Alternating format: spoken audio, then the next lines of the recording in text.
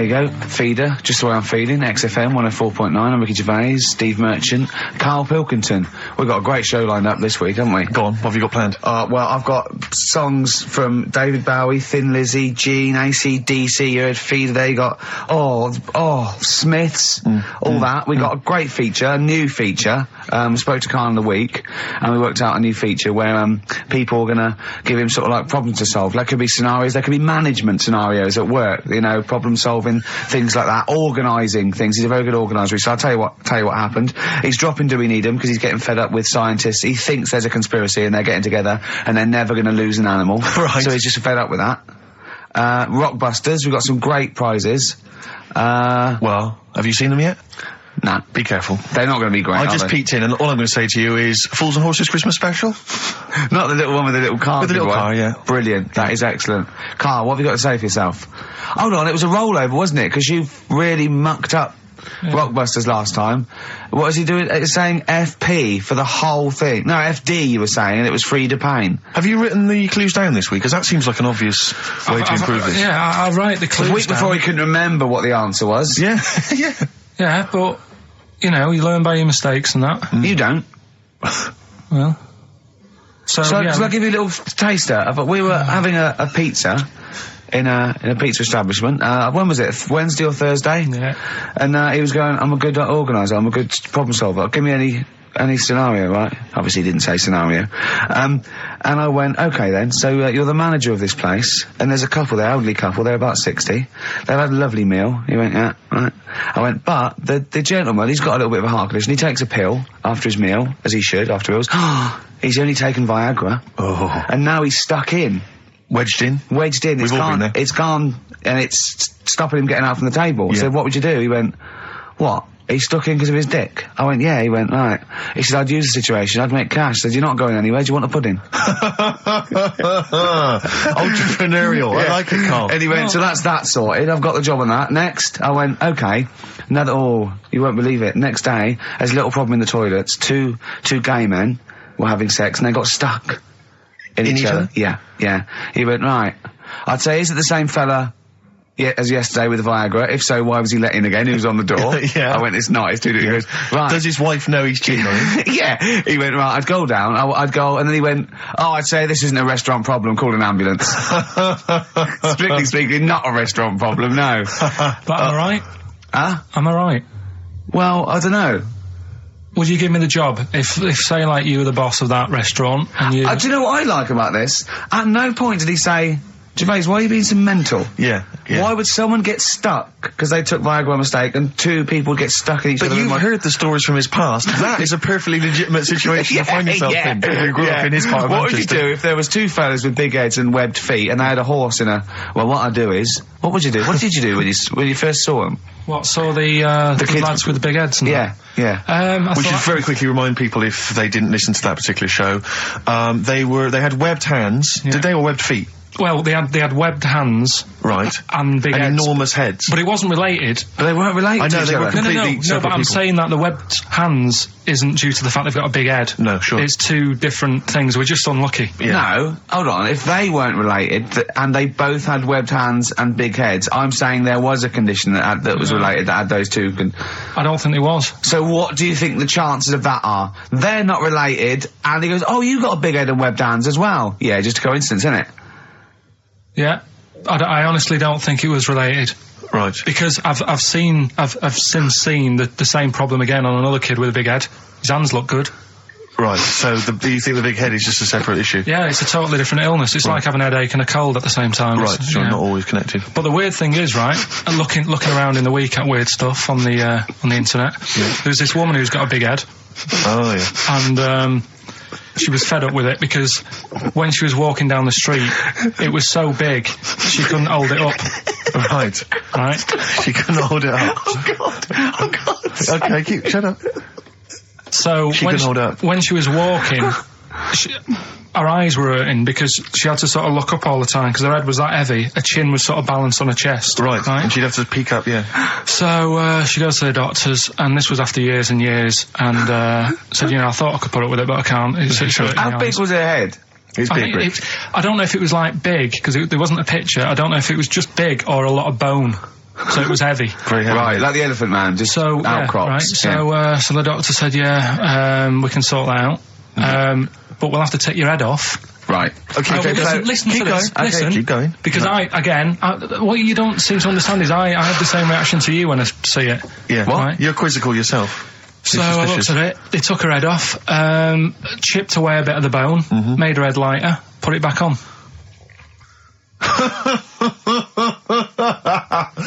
Right, play the Smiths. They took a woman's head off. Yeah, this is asked by the Smiths. And if you'd like to ask Karl something, details coming up soon. How's that? Ask by the Smiths on XFM 104.9. So, what's the email, Karl? If people want to ask you something, a problem, they've got a problem to solve. It can be anything. It could be a personal problem. It could be a scenario.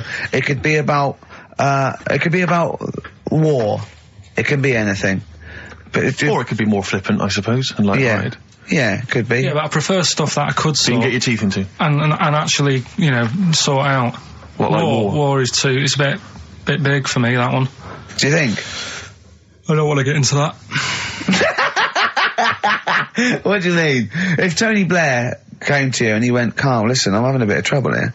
I don't know what to do. I've tried everything. I've tried spin. I've tried being tough. I've tried backing down. I've tried getting other countries involved. They don't want to know. What do I do? What do I do? I don't know. You don't know? Tricky one. It's a tricky one, yeah. I don't worry about it. If it's going to happen, it's going to happen, isn't it? Yeah. Do you know what I mean? Yeah. Just get in the bath, put a mattress on top of you. That's it. Sorry, why are you doing that? Ooh, slow down. Why are you doing that? That's what they say you do, isn't it? If it kicks off. If what kicks off? If there's a war and that, you get in the bath, put a mattress on top. Right. Did they do that in the Second World War for 6 years? Was that making bunk beds? That's just what I read somewhere. Yeah. Is the bath full of water? No. That'd be daft. Okay. But I think they were enamel baths then, though. I think they'd stop a bit of shrapnel. I think the plastic ones you get nowadays would probably melt on you. And the mattress, where your dad has cut it in half, all the foam would come out and the springs would get you in the eye. Oh, talking about my dad. Steve, you'll love this, right? Go on. My dad hates being ripped off, right? Yes, well, no, I can relate to that, that's important. Hates coming to London now. He always wants me to go and see them rather than come here, because he just thinks London is like a big rip-off. Last time he came, he got annoyed because I bought him a scone and a cup of tea for like 3 of us, and it was £14, and he just was livid. And then we had an argument about that, and then we went to the Millennium Wheel, and I said, do you fancy going on this? He said, oh, all right. Then he saw the price, and it was something like 20 quid or something, and he said 20 quid to go up in the air to look at stuff that's on the ground. He said I might as well stay on the ground. Brilliant. Right? Thought, good point. His logic is impeccable. So anyway, this is going on. Anyway, he spoke to me the other day. I said, how are things? Are they alright and that? He said, being ripped off. I said, why? He said he ordered, do you know the place where he got a new bed from because he cut the other one in half, right? He got this bed out of a catalogue. So he sorted out a payment on the phone. He said, look, you're ripping me off a bit here on the interest thing, but well, let's do a deal. We'll sort out a new monthly payment that's different to what it says in the catalogue. And he said, yeah, we'll go along with that. Anyway, so he sorted that out. He was happy. The bed arrived. It's a nice bed. He said, that's great. So anyway, he got the bill for it, and it was the original price. Oh, I thought that might be the case, yeah. Right? So he called up and said, I'm not happy with this. He said, we said a deal. And oh, no, don't know what you're talking about. He said, right, don't send me your catalogues anymore. He said, I'm not buying anything from you. You're a rip-off merchant. Right? So anyway, a few weeks go by. Post comes. Only another catalogue in the post. He's livid. Right? So he was well annoyed. Yeah. So he looked on the back, and it said on it, this catalogue will always be property of, the company that does it. So you can't throw it away. If we request to have it back, we've got the permission to get it back off you. Right? So he thought, right, well, they're out of order. I told them not to send me one, and they have done, and they're saying I can't chuck it away. So he called them up and said, all right, Mr. Pilkington here, bought a bed off you, you conned me, and that. But, forget that. We've dealt with that. You've sent me a catalogue, I told you not to. It says on the back here that this will always be yours. Yeah? So, in a way, you're using my house as a warehouse. I'll be charging you 26 pence or something a day. Brilliant. He said, you already owe me £6.28. Something like that. Genius. And, they sorted it out. So again, it's just... So hang on, but are they going along with this? I don't know what happened. He said they sounded annoyed and said they'd get back to him, and they haven't. But he said, I'm not bothered. They can take as long as they want because the money just keeps going up. Yeah.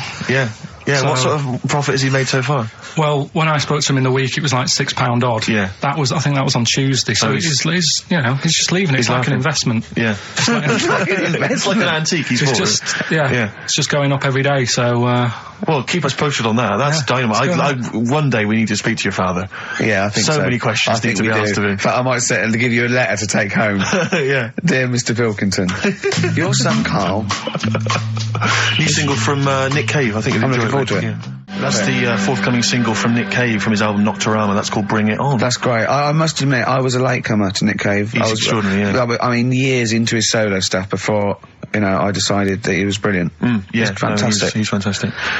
I had some exciting news this week, Karl. You'll be pleased to find out. I'm worried that you might get a little bit jealous because it's obviously going to impact on your world quite strongly. Because I know you think you'd like things to be quite samey. You like the status quo to be maintained. You like the fact that in the past, we've had some crosswords. Because I remember. What did you think of me when I first walked in? When I first came in on the first day of XFM? I don't know why you're making a big deal out of it. Because I'm just being honest, though. I'm just being honest about a lot of people who see you for the first time sort of go, well, he's a bit weird. I know that, Steve, that you brought it up, and then you're again. But I'm sure that wasn't what he said before. No, did he say before? Yeah, well, he's a bit weird. Yeah, well, he looked at you, and I knew. I could see by the look of his face. You know when your kid, and your kid's sort of scared of something, and they go, "Why is your kid?" He goes, "Oh, he doesn't like pigeons or spiders." Right. It was like that when I saw Karl, and I brought you in, and I went, "What do you think of that, Karl?" I could see the look on his face that he was disturbed. Sure. And then, as he said, you get used to it, don't you? Yeah, you get used to it. And you have changed a little bit. Your hair's a bit smarter now, and you got some nicer glasses and that, I think. Or I might have just got used to it. Whoa! Don't bring it up, Steve. Don't look at me like that. So you say that you think some other people in the office thought the same? Do you know that for sure? Karl. Did you discuss it? Karl. Yeah, I think they do, yeah. Okay, leave it there then. But not just in the office, as you walk through the building. It's worse than you ever thought. Well, no, it's not worse than I ever thought, because as you well know, Ricky Gervais, what did I do on Thursday morning? Oh, is this the thing, for those that perhaps are not of the female persuasion listening, there's a magazine. Apparently it sells quite well. It's one of the sort of female, issues magazines. I think it's called Company Magazine. It's like your sort of, I guess it's a bit like your Moore or your Vanity Fair or whatever. Anyway, they run every year the 50 most eligible bachelors in Great Britain section. Ding dong, hello. Who's in there this year? In the top 50 of the entire country. And then they vote, and they put them in order and see who's the most eligible bachelor. But that's 50 people, right?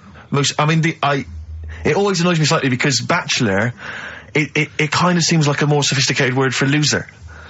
Yeah, no. Which always sort of unnerves me and also slightly. They try and do a different 50 every year, so they're getting pretty desperate to get different ones. No, because also a lot of people who are sort of like successful, are married, so there's very little to... No, there's a huge... I don't know if this is international. It could even be international. I'm not sure, actually. So I could be up there with the likes of Justin Timberlake, etc.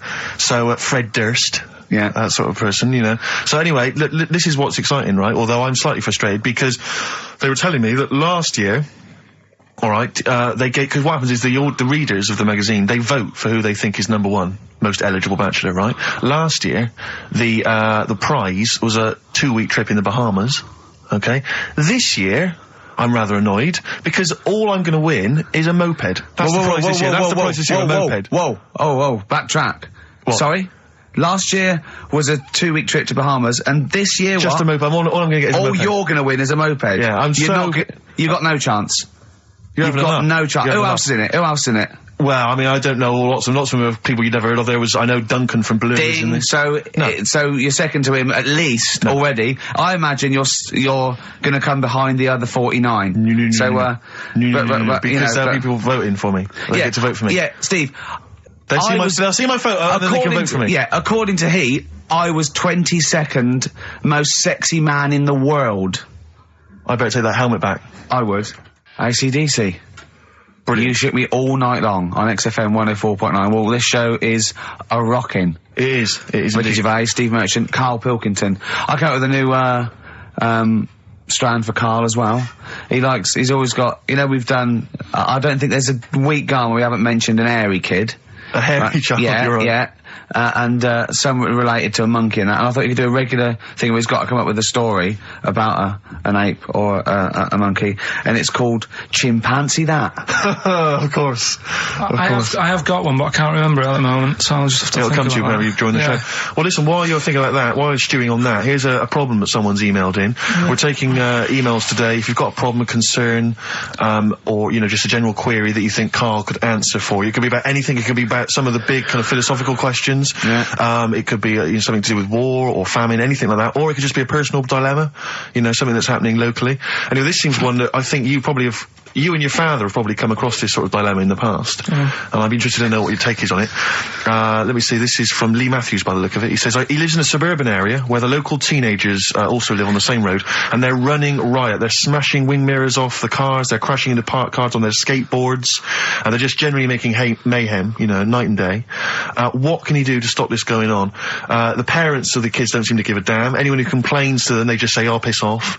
You know, the police are useless because they never catch them in the actual act of violence, which is what they got to do to apparently convict them. So they don't know who to turn to, really. It's rather like when a little old lady went and got the A-team, you know. You know, and he was dressed as an elderly Chinaman. Exactly. She knew who he was. Colonel Decker didn't have a clue. Yeah. You see, it's weird, because now it has got out of hand. Sure. Do you know what I mean? Like, years ago when I was growing up on the estate, yeah, you had problems, but not like you have now. Do you know what I mean? You know, Summers were nice as well, weren't they? Well, it did seem that way, didn't it? Yeah. Right, and police are getting shorter and younger. But you yourself kind of admitted in the past that you were something of a tearaway. You didn't do anything like these kids here. The thing is, I was scared that if I got caught doing it, my dad would go mad. Yes. And I remember smashing a car window by accident and legging it in the lounge and sort of pretending to go asleep on the settee. Right? Genius. And I heard a knock at the door. He chloroformed himself just to be unconscious when his dad came home. And there was a knock on the door, and I thought, oh God, this is a fella who saw me. I was chucking a stone in the air, seeing how high I could throw it. Of course you were. Did it keep landing on your head? That would explain a lot. And it came down. Chucking a stone in the air, love it. To see how far I could throw brilliant. it. So, you know, I wasn't bothering anyone. Did you invent that game? Right, Did you get the stone for your birthday? Go and play with your stone. He gave one to Suzanne. Karl, go and play with your stone. The thing is, right, and it came down at a funny angle, and of course it did. It ate the back of this car, and the back window is the most expensive because it has that heating thing in it, in case you got a frosty window. Yeah. So I thought, oh God. So I legged it in, got on the settee, went to sleep, knocked at the door. Genius. It's a brilliant plan. It's a brilliant plan. I couldn't be guilty. I'm asleep. So I love the idea. So the thing is, our lounge used to sort of, you could see in from the door, right?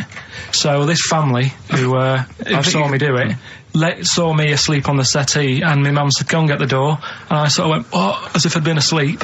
Yeah. And went to the door, like, rubbing my eyes. And the fella said, what did you run off for? I saw you. I was like, oh no. And I didn't see my dad. I went out. It was when he was working sort of evenings. So I went out so I didn't have to see my dad. And then the next day I came home from school, and my dad said, 45 quid. Ooh. That's all he said. That's all he looked at me. And then you fell asleep, and he went, wake up. You know what I said? No, 45 quid. Now the thing Karl. is, he didn't have to do anything. £45, Karl. Now, I know you were saving up for a brick, but you can't have it. Yeah. But do you know what I mean? It's like, I knew I did wrong, and I was scared that my dad was going to belt me. Yeah.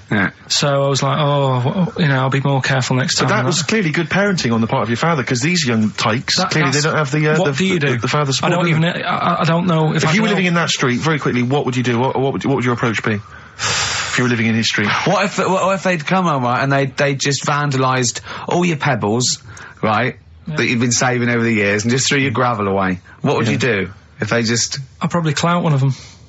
So you'd use violence?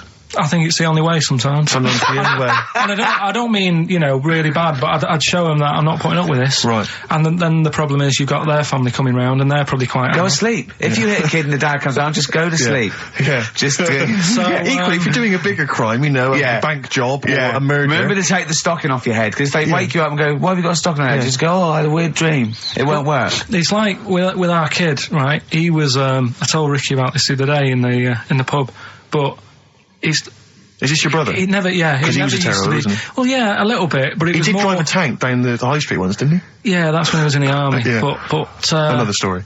But this time, I remember, my mum and dad were going out, right, for the evening.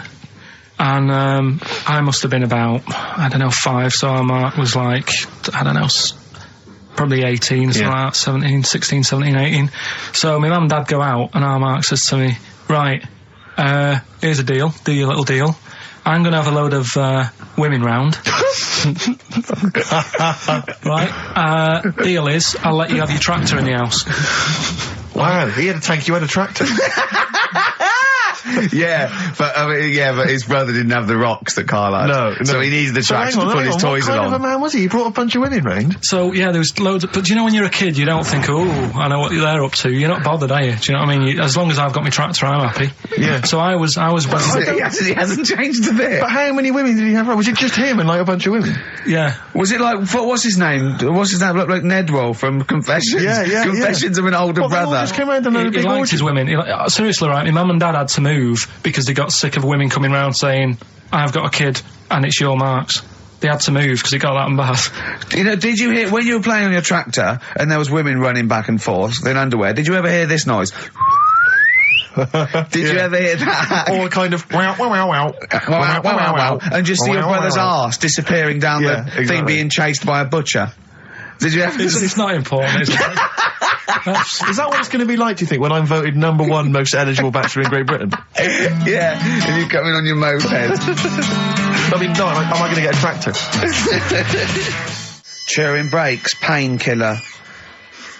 Open brackets, summer rain, close brackets. On XFM 104.9, Ricky Gervais, Steve Merchant, Karl Pilkington. Rockbusters? Is it that time? It is indeed. Last week, of course, it was a disaster. Yep, every Saturday at 16 minutes to 2, we do Rockbusters. I have to say that I've not really gone through them, but the prizes look exactly the same as they were last week. Yeah. There's that T-shirt. So it's a rollover, but you haven't added to it. Have you not The added point of a anything to rollover is you've got to add to it. That's the excitement. Yeah, there's a couple of albums that were... Okay, well, there's also the Fools and Horses video with the free... I don't think... I'm bloody jealous of that. I like that little yellow thing. It's a little... there's a little kind of model three-wheeled van. Rodney, you plonker. Oh, dear. What's that? This is what looks to be some kind of best-of the stereo MCs. Don't call me a plonker, you wanker. The David Attenborough DVD collection. Oh, Unc shit himself again. Oh, yeah, the big prize that we tried to give away.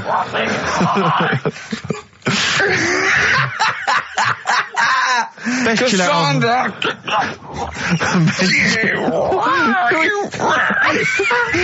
Who is that supposed to be an impression of? Which member of the cast is that? Is that Cheeky Dell? I don't know. Best chill out album ever, the best air guitar volume 2. And of course, for all our fans, Doctor Who, The Aztecs. That's on DVD, and that's one of the William Hartnell Doctor Who. Alright. That's the worst impression I've ever heard. That's brilliant.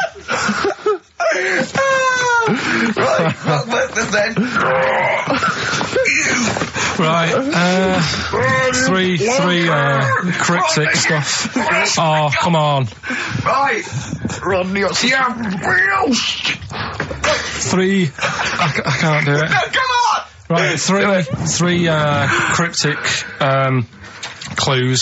Some of which may be wrong. Yeah, and don't take the letters literally. Yeah. Right, go on. And some initials, and it makes up a band. So here we go then. There's 3 of them. You email in ricky.gervais@xfm.co.uk. Yep. Right, here we go then. Sure. Number 1. The weather stinks, doesn't it? The weather stinks, doesn't it? Yeah. That's R. That's R. Right. The weather stinks, doesn't it? Yeah. Second one. Look, Gran, just get on the boat and help us out. Alright, give us that again. Look, Gran, just get on the boat and help us out. Look, Gran, just get on the boat and help us out. What's the initial? R again. R again, interesting. Yeah. And then the third one, if you're going to do that with your drink, I'd let it settle for a bit before you open it. CK. CK. Alright, Once more? So quickly, all the way through then. Number 1, the weather stinks, doesn't it? That's R. Look, Gran, just get on the boat and help us out, will you? That's R as well. And then the last one, if you're going to do that to your drink, I'd let it settle for a bit before you open it. CK. Ricky.gervais@xfm.co.uk. Brilliant. Fantastic. Right, we'll have a bit of vinyl. Let's have a classic from the Merchant Collection.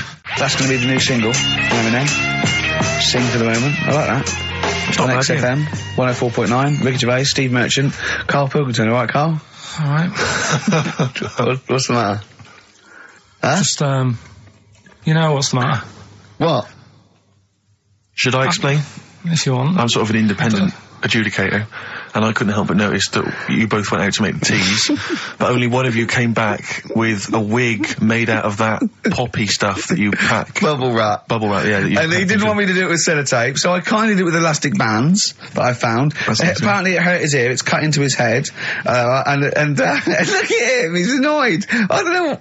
There's not many times I've ever done, any form of work really, where halfway through it, let's say a 2-hour live radio show, one of the people has said to the other, can I make out of this big cardboard box a bishop's hat for you? Well, I did that, and start fashioning that. And when yeah, should but be and the concentrating on the sellotape show. hurt his eyebrows. So when we went to the kitchen, I kind of did it with elastic bands, and that was cutting into his ear or something. I don't know, making excuses.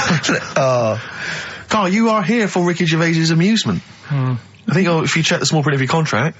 Have you got anything interesting about a monkey or an ape, so we can do chimpanzee that? I know something that a lot of other people will know, but I'll. Well, let's do it then. Chimpanzee. What's it called again? Well, should we do a jingle? Well, do a little jingle for us then. Oh, chimpanzee that! Brilliant. That's great. Right. So I look forward to that every week. Yeah. And what's your interesting chimp fact? Right. It's about this monkey ages ago. Of course. Don't know where it happened. 17th century? I think it was a chimp. Right. Got caught having a fag. You know it?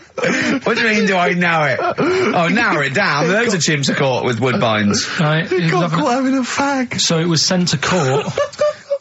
And, was it underage? It was, and it got someone to go into the newsagent for him. Like, did he get a bigger gorilla to go into the newsagent to get 20 Rothmans? It ended up doing time. Because it was. Go back a minute. Wait a minute. Whoa. No, I don't know that's as much as I know. So there's no point questioning. That is as much as you know, isn't it? Quite literally. Sorry, but why did he go to prison? It's against the law to have a monkey having a fag. In a built-up area. What are you talking about? It's against the law for a monkey to have a fag. What if it got it himself? Even if it just... What about if it earned it himself, just like moving tyres round or mucking out the zebras? I don't know the full story. You don't know the full story, do you? But do you think... You never do you? I presume it was a monkey from a zoo, right? Yeah. Do you think it'd be fed up, though? Because in a way, it's home from home, isn't it? When I read it, I didn't think it was that bad, because I just thought, well... They don't put monkeys in prison. They didn't put the monkey in a prison. They're overcrowded. They haven't got the space. Well, I'll find it and give you the where I got it from, and you. Chopper Harris was furious because the monkey got the top bunk. Yeah. Can I just? Okay then. Oh, chimpanzee that. Another one next week. I don't think so. Rockbusters, right? Can I just recap? Yeah, because actually I have to say you've really stumped people this week. Yeah. Well, either that or they just can't be bothered anymore. Well, they're wrong again. No, right. I think the prizes are so pitiful they can't be asked. Let me just explain it again, just in case they don't understand it. It's a cryptic clue, right? And it makes up a band, and the initial that I give you is the initial that the band or the artist starts off with. So last week, I can't remember, but we did AK, an exploding pet, atomic kitten. That explains it. So very quickly, number one. No, last week we did FP. That you gave out the clue, FD, Frida Payne. Yeah, it was an error. So they're all right this week, though, are they? Yeah, the weather stinks, doesn't it? That's the cryptic clue, and the letter is R. Number two. That's the rainy smell, boys. Right. Look, Gran, just get on the boat and help us out, will you? That's R as well. And the last one. If you're that's rigging nanny. If you're going to do that to your drink, I'd let it settle for a bit before you open it. That's CK. Right. Ricky.gervais@xfm.co.uk. Plus, keep your problems and queries coming in for Carl. We've got another one as well, which I'd like to give you after the next track, Carl, if I may. All right? All right. You've got a problem, haven't you? What with? Oh, yeah. Listen to this, Carl. Let's play a record. Let's come back with this. It's an amazing problem. Wow. You're getting celebrities asking me questions now, Carl. That's David Bowie. Is there life on Mars? Do you reckon? I reckon there's more going on than just us messing about. I reckon. I hope so. I think. Tell Steve your problem that you aired to me. Well, do you know how, like, I'm always thinking about stuff when I'm washing up? I'm just going to look at Steve for the reaction when this question comes out. Okay. There's been a few things I've been thinking about. Do you know, like, how I tried to confuse a computer by putting in Y in a search engine? Yeah. So, along the lines of that, I was thinking in the week, if you put a chameleon on a mirror, what would happen?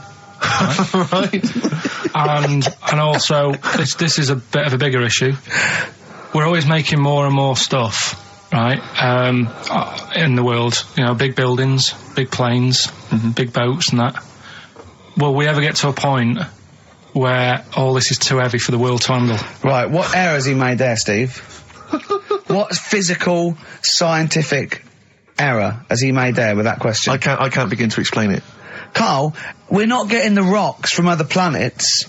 It's already here. It's like having a big pile of books in a room and then moving them over to the other side of the room and build a thing going, oh, can the room take it? I'm building a lot of things out of these books. What about plastic? Where's that come from? Other chemicals that existed on the planet. Yeah. Do you see the point? Hang on a minute, though. What about a little tree? You plant that as an acorn, it grows, Rick. That's bigger. That's more stuff. Yeah. Don't listen to him, Karl. He's patronising you. What about acorns and that, though? Right. They grow from minerals and proteins already in our atmosphere or in our the mass of Earth. What about a cat, Karl? Right, you get it. It's a very tiny kitten, but it grows up and it's bigger. Karl, he's doing it on purpose. Elephants. They're very small to begin with, but they get bigger and bigger and bigger, and so they get heavier and heavier. Mind you, dinosaurs have gone. You know, but you...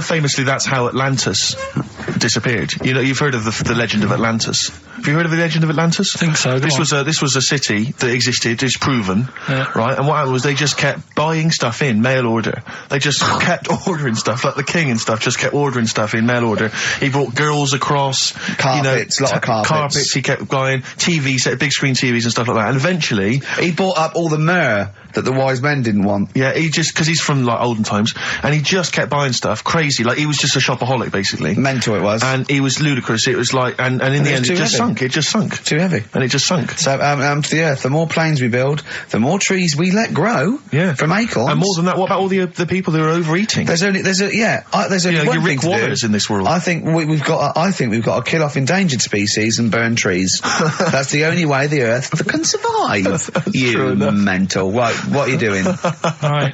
Okay, look, quick query for you. This is from Jay. He's got a problem here. He says, my parents won't let me ditch my studies. He's currently reading modern languages at London University. Sure. He wants to follow his dream, but his parents won't let him, of being a dancer. Karl. Worse than that, he says that they're trying to arrange a marriage to a bunch of minging daughters of people they know from good families. He doesn't know what to do, so he's got the arranged marriage coming along, and he's also got, he basically wants to be a dancer. His parents are forcing him into something more practical. Well, the first thing, right, I don't think Live your dreams? The arranged marriage thing is such a bad idea. Okay. Because I think too many people go on looks. Right. And then you soon get bored of that, and you find out the person who you're knocking about with, it's actually not your type. Right. Why don't you arrange marriages for people? Well, I'm just saying, right, so I'd say, Jay, go along with that. I wouldn't worry about it. Okay. I mean, if they're really ugly, then, don't go along with it. But if they're half bad, put up with it. That's sure. All right. The dancing. Brilliant. Right. That's that solved. Brilliant. I wanted to be a dancer. After I did the boxing, right, I joined a dancing thing just near Man United's ground, right, called Twiggy's. Went along, I wanted to learn some moves. How old were you? Well, it was when Michael Jackson was, pretty big, so about 83, 84, 85, something like that, around there. Wanted to do it. When I went, it was shut, and it had become like a warehouse for toilet rolls. So in a way, I wonder what would have happened. Sorry, how is that an anecdote about you going through dancing? You've told me before, you did boxing for a while, you did dancing for a while. You had a true fight in the boxing, you didn't even get in the... That's not an... Imagine if that was a film! This is a boy's dream of becoming a dancer. Oh, it's shut. Next on. I mean, how is that a story? Yeah, that was Billy Elliot. Do you think it would have won quite as many awards? Yeah, brilliant. Footloose. All right, I'm fed up. They banned it. Let's go. Oh, it's shut. Flash dance. First, there was. It's a warehouse. Never mind. I'm just saying, you know, you'll find something else. I think I got a go-kart after that. I bought a motorised go-kart and kept myself busy with that. So there's always other things. Just think, Alan Bennett has to sit down and really sweat over his stories. Yeah. He just opens his mouth. You are a living Alan Bennett character. So that's solved. Well, Jay, don't worry about that. There's no emotional problems I can foresee if you follow that advice. So the advice there is do an arranged marriage. If she's not ugly. minging, she's not completely minging. Yeah. And don't worry about dancing. Get a go-kart. Cheers. Great. Keep your problems coming in. Truth, Rest Your Head by Gene on XFM 104.9. Ricky Gervais, Steve Merchant, Karl Pilkington. While I was with Karl in that restaurant, while I was giving him the problems, the old fella with Viagra and the two fellas making love in the cubicle, we came up with a new idea, because he's dumping. Do we need him? As I say, he thinks the scientists have got together, they're never going to wipe out a limpet or a slug. They think they're good, but they're not that good. This is people that are lauded as great minds, and Karl has brought them down. He's taken issue with them. Like what? He went, right, great thinkers, and I went, okay, then, Sir Isaac Newton, the father of modern physics. He went, is he the fellow with the apple? I went, yeah. He went, there again, see? Why do I need to know that the Earth sucks us towards it, gravity? He said, if I was floating around, it would be a problem. I'd ask his opinion. I went, what about Einstein? He went, again, I've never needed, and this is what he said, I've never needed MC squared in my life. The fella who invented the video, I watch one a day. You know what I mean, though? Give credit where credit's due. Right. And I think that a lot of this stuff that was invented, like when we were talking about inventions, you know, I started to look in books and that, finding stuff out. And there was some fella who got a mention on an invention site just because he came up with the fishbowl. And it's like, is it that hard? Yeah. Do you know what I mean? It's clearly a bowl. Sorry, you're not putting him in the same category as Newton and Einstein, are you? He was on the same list. Einstein was on there. It was saying about him doing that. And Newton with the apple. And who else was in there? Da Vinci, whatever. He was on there. Leonardo da Vinci. Yeah. Is he the one who did Mona Lisa as well? Yeah. Yeah. He said it took him 12 years to paint the lips. I don't think that's that good. That it takes that long. I saw, you know, when you think, saw Tony Hart do like an Aborigine man with a elephant in the background in about 3 minutes. Aborigine. An Aborigine? Yeah. Really? And an elephant? So what about some of the big names? Well, what's your first reaction when I say some big names from history? Go on. Gandhi. Again, what did he do? Good point. Right. Good point. Okay. Good point. But yeah, all right. Do you understand what he represents? Well, go on, tell me, and then I'll tell you if he deserves to. But you be know, mentioned. his whole kind of attitude towards peaceful protest. You know, it's quite a sort of modern idea. You know, very much the forefather of the 60s movement. You know, where people would sort of sit in, and protest. Steve. Right, look at the glazed look on his face. Did I lose him on Gandhi? Yeah. So just, Pick someone else, do someone else. Pick someone else, okay. Right. Someone you know about that's obviously, let's think, a great thinker, Isambard Kingdom Brunel. Right, yeah, he's alright. Brilliant, thanks. What about Jesus Christ? Well, I'm thinking more your modern day, like your Richard Bransons and that. Who, to be fair, I wouldn't put Branson up there with Gandhi. Christ, Newton, Einstein. But why? Stephen Hawking. Because he's mainly known for having a beard and a funny jumper. To be honest, you have to start including Noel Edmonds. That's Noel Edmonds, yeah, you're getting confused there. But Branson's a businessman, he's not one of the great sort of, scientific minds I think or philosophical thinkers. in time... Whereas Clive Sinclair, in his little car, on his way to work, brilliant. No, but in time, there's certain things, like the apple falling off a tree. Right. Whoever was sat there would have gone, that's a bit odd. Do you know what I mean? It's just that they were there first. But to be fair, Christ instigated 2,000 years of religion based on his teachings. Richard Branson, to be fair, he did launch Mike Oldfield's Tubular Bells. Yeah, they're not quite comparable. It depends what you get impressed by, doesn't it? Suzanne's always saying... Maybe Newton was there. He was coming up with a brilliant theory. Like, amazing. He was probably inventing the helicopter, right? The apple hit him in the head and he went, the earth's sucking me. The earth's sucking me. Do you know what I mean? Could have happened. But so, you know, my girlfriend's always saying, you know, what impresses you? Yeah. You know, because she was saying the other day, do you want to go to Egypt? And I said, no, not really. No. She goes, well, don't you want to see the pyramids? Not interested. It's like, I've seen them on the telly. Okay. You know, sure. Are they going to be that much more amazing when you see them in real life? Good point. How did you ever move out of your street in Manchester? But hang on, no, sorry, I'm interested to know, because this is something that that he came up with, and this is someone that loves him and that he respects. So I'm interested to see what was your answer to what impresses you? I don't think I did answer it. I just said, you know, the odd thing. You just said I'm asleep. Little things like I ran home the other night and said, oh, I've just learnt something today. She goes, go on. And do you know Lego bricks? Oh yeah. The name came about because some kid's mum, the kid was messing with the bricks, and she said, let go of them and come and have your dinner. Play record. It's got to be rubbish. It's got to be rubbish. It's always rubbish, isn't it? They're Scandinavian for a start. So boys are back in town. Thin Lizzy, what a classic. Beautiful. Karl, should that be our anthem? Me, you, and Steve, eh? Eh? Yeah. Can I just get a couple of bits of admin out of the way? Go on. We've had an email from Peter Goff. He has said, where is Richard Anderson?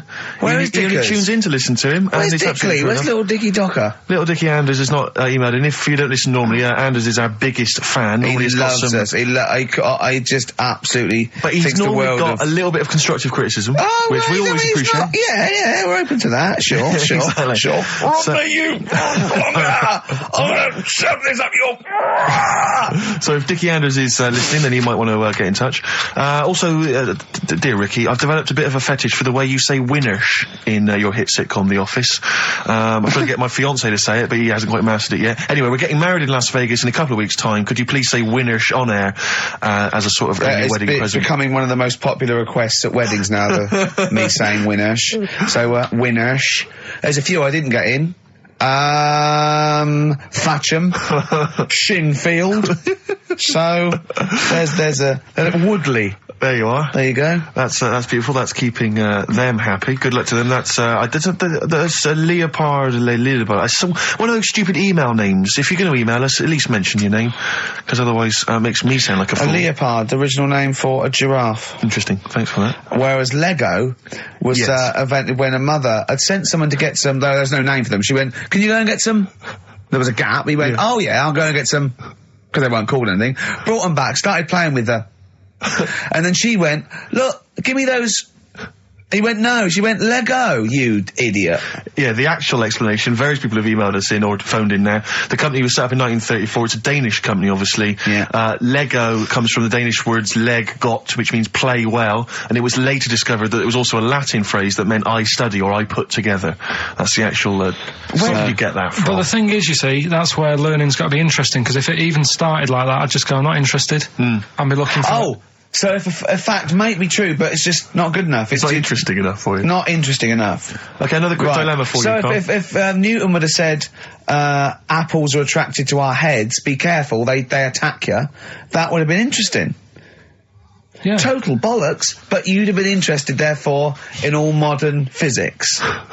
All right? Here's another dilemma for you, a quick one from Kate. She says that she's a single woman, she's 6 foot tall. Recently she's found herself being approached by men of, let's say, restricted height. And she's not desperate, but is it ever acceptable in her, she wants to know now, is it ever acceptable for a taller lady to go out with a person of restricted growth?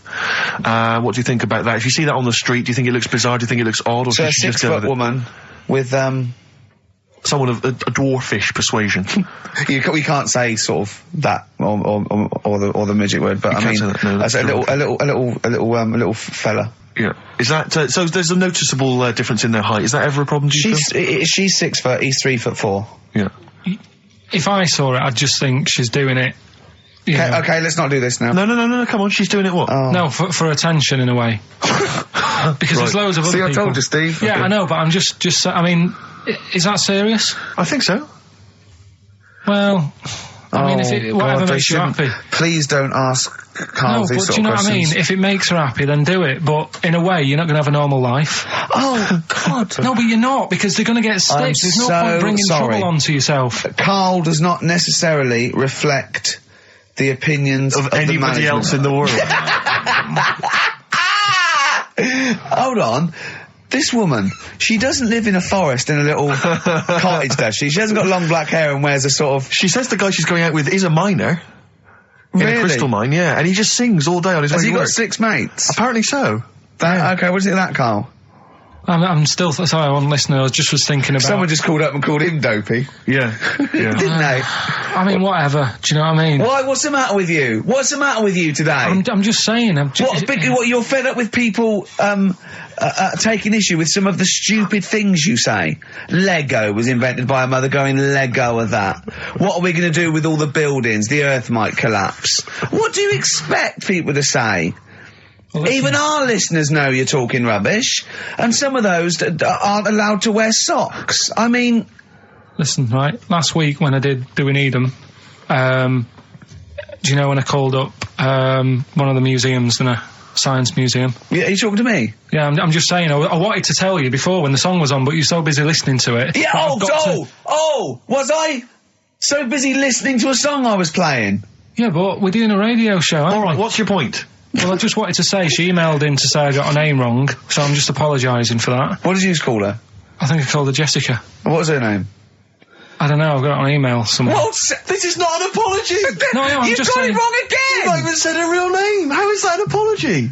Well, I remember, I read the email, so, yeah, But who are you apologising to? I think her name's Jackie, I think. Oh, you've got it wrong again, haven't you?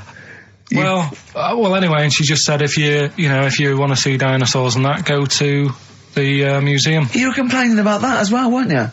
You went to a museum and there was too many dinosaurs. He said you just need 4. No, well, Steve, have you been to the one in Knightsbridge? I think so. This one that I called up, right? It's nice. You go in, you get a good collection of stuff. You walk in, there's 3 or 4 dinosaurs. You've had enough, right? I went into New York, right? I went to the museum there, hundreds of them. You can't move for dinosaurs. Yeah. It's almost like they're responsible for them being extinct. There's loads of them. So all I'm saying is, if you want to see a dinosaur, go to the one near Knightsbridge. They've got a nice selection, some old vases and stuff. It's worth going. So, do you work for them? Because that was a pretty big sell. Well, you could work that into quite an advert, I imagine. Brilliant. Karl, you're fed up, aren't you? Because you had to get up early. Well, that's another thing, but will we give out the answers for... Let's do that after we've played the next tune. I have to say that I'm wondering if Rockbusters, like Do We Need 'Em, is beginning to run its course, because this week we've had very, very few right answers. I think you're just getting too complicated. Yeah, because his clues and his answers are rubbish. Why don't you start doing proper ones? These are good. We started off easy. If you remember. I think some of them are a bit tortuous. They don't work. Some of them don't work. Come up with some stuff then. Let's play a tune. Well, I have. And we'll come back with the Rockbusters answers in a second. You haven't come up with anything. The Gravediggers, 1-800-SUICIDE. It's a good tune, that. I've always enjoyed it. XFM 104.9. Well, that's nearly it from Ricky Gervais. That's me, Steve Merchant. One of the 50 most eligible bachelors in Britain. I hope people as well, if you buy Company magazine, if there's any ladies listening, every week, of course, I've played you a song for the ladies, and I hope now that you'll be able to return the favour and maybe vote for me. Buy Company magazine, vote for me, so I become the number one eligible bachelor. That wouldn't mean anything then, would it? What do you mean? Well, it wouldn't mean anything then, would it? If they voted you and you got into the top 30, it wouldn't mean anything because you've asked them to do it. What are you talking about? Of course, because it means that they care for me enough, and then they are impressed and charmed by enough that they've actually made that effort. That's beautiful. I think that would ruin it. Well, let's wait and see what the results are. Do you think, getting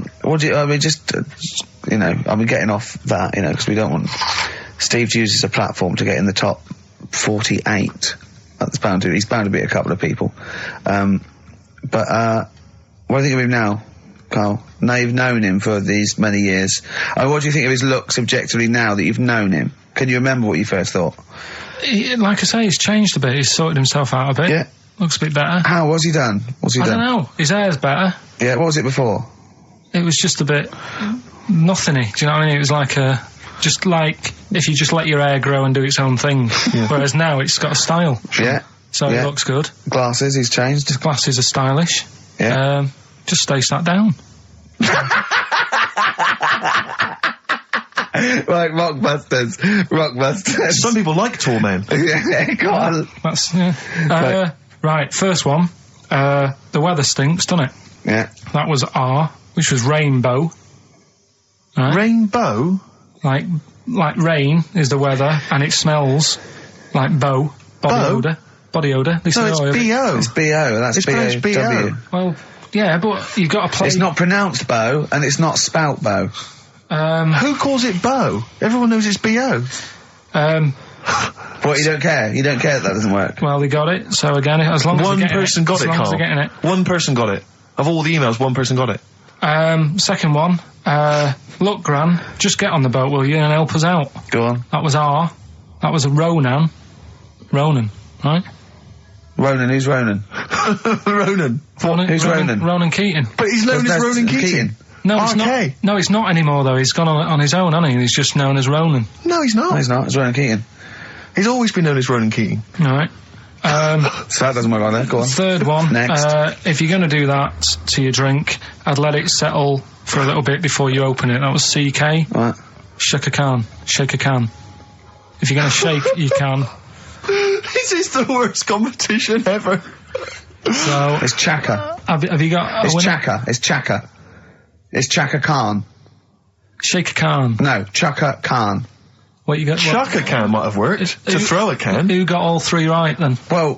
Well, because basically what happened was people just emailed in 3 guesses. We're stopping and this. The guesses that were right came from Mandy Thompson in Hendon. That's ruined that, frankly. Well, that's run that into the ground. That's doing Eden ruined. No, we can't just bin everything on 1 week. I don't think we're going to get that. Oh, they're not as good as they think they are because you only picked on Newton Einstein. You don't know anyone else. You don't know who Gandhi is. Chimpanzee that. You've run out of I did like the jingle for that though. Oh, Chimpanzee that. That was a great jingle. Yeah. But sadly we won't be able to use that again. So who's won anyway? Well, it was Mandy Thompson I mentioned, but as I say, she guessed, so I mean, she can have the prizes, she's welcome to them. But, I think we should knock it on the head, Carl. Maybe you should come up with something new. No, I think it's still got a few weeks in it. I think we should take some time off. Well. Yeah. What about, like, the foreseeable future? Don't know. Song for the lovers. Do you want to just... A song for the ladies. Listen, I think it's maybe the March issue of Company magazine. Buy that. Top 50 most eligible people. There's probably an address or a phone number to call. And here's another song for the ladies, maybe just to charm you further. Tom the Model by Beth Gibbons and Rustin Man. Carl, say goodbye and say it nicely like you're happy. See you later. Is that the best you can do? 104.9 XFM, Ricky Gervais, Steve Merchant, Karl Pilkington's pressing the buttons. We're playing some great moments from the last 3 weeks. And some great records, Steve, from the last 2 weeks. That's true enough. Yeah. We're not actually here today. What are you up to today, Rick? It's 8 hours earlier, so this is about 2 o'clock probably. Mm-hmm. So it's about 6 o'clock in the morning. I'm still in bed, mate. I'm asleep in my hotel room. Now, where are you? We're in LA. Los Angeles. Yeah. City of Angels. Rick. Yeah. City of Angels. Yeah, and so that's what we're doing. We're doing stuff like that. That's why we're not here. We're not here next week either. So next week is the best of this week. Alright, so, here's the first bit. Can I tell you one of the best presents I ever had? Cool. Without doubt, all I ever wanted was a go-kart. This is true. I was like, sort of 5, 6, 7. And I eventually, for Christmas, I wasn't sort of spoiled in the sense that I got pocket money, but I always got what I wanted at Christmas eventually. Because, working class mothers, they'd get it out the catalogue and pay for it for the rest of the year. So I always got, I had really, as many presents as anyone else. And I got this go-kart. It was a little red go-kart and it was a pedal one.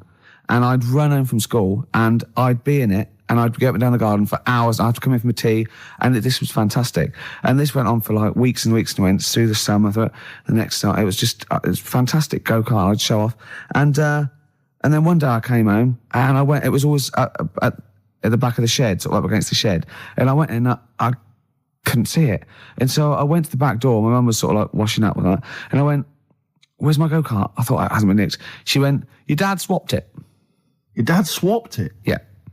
I went, he what? And I was going to be brave. And I went, he what? She went, he swapped it for a wheelbarrow.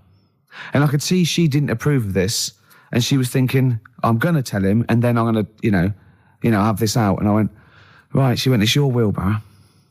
And I went to the back of the shed, and there was this wheelbarrow. He swapped it with a bloke called Jimmy Dublin, who he worked with. Jimmy Dublin? Yeah, I don't know.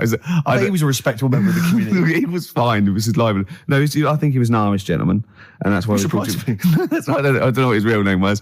And I think my dad must have been drunk, and he went, you know, I want to get my son a go-kart. And my dad went, well, my kid's got one. He's probably had it for a year. He's probably bored with it. Yeah. And he said, I'll give you this wheelbarrow. And I went to this wheelbarrow, and it was caked in concrete. I could hardly lift it. I just nicked off a building site, obviously.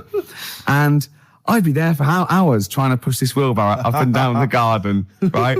And it was okay, though, because I was going on holiday soon, and I 7 years running, went to Bognor Regis, a place called Riverside, because some woman around the way had a caravan that we got free for a week.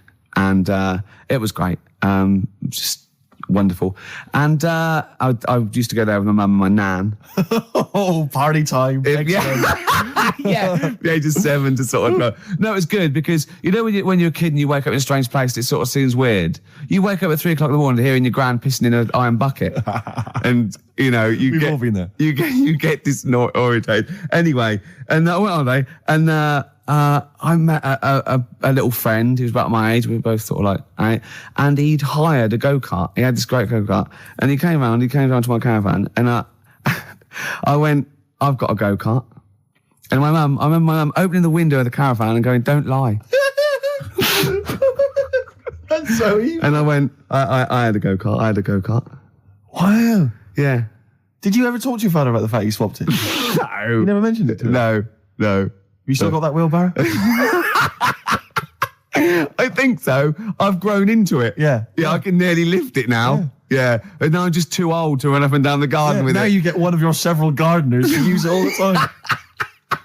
Wow. Oh, dear. Now, Karl, you promised me that you were going to reintroduce Educating Ricky.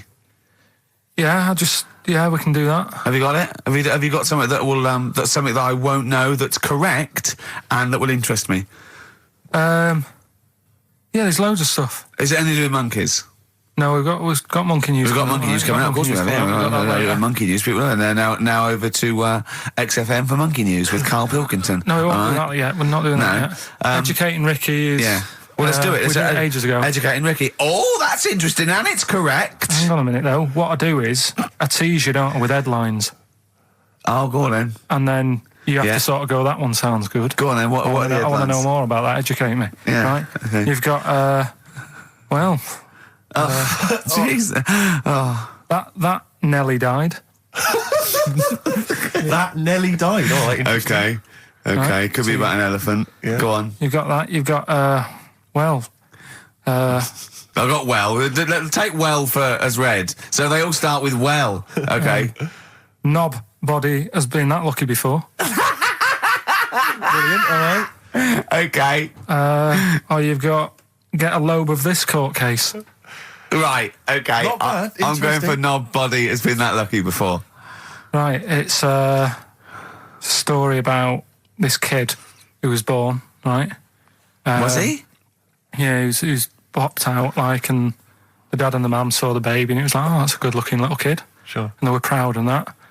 And then they're surprised that it's a good-looking little kid. It's theirs. Yeah. Like it could have been a frog, and they'd have gone, oh, he's got your eyes. And then the doctor goes, yeah, it is, but look at that. What? He said it's a boy and hasn't got a knob. I love the doctor saying that. I love this GP. Right. Oh, this midwife saying that. Oh, I love little boy. Yeah, but no knob, baby. Mr. and Mrs. I mean, think. Right. No, but I'm speeding it up a bit. All right, come on. So the baby's born. So the baby's like that, and the doctor says that, knob. and the woman's like, oh, it's our first as well, and stuff, right? She's really gutted. What's the second going to be like? So, Go ahead. So just a knob. Doctor says, you know. I'll call it Karl. All right, go on. Right, go on. So the doctor says, well, I'll leave it with you for a bit, get used to the idea, right?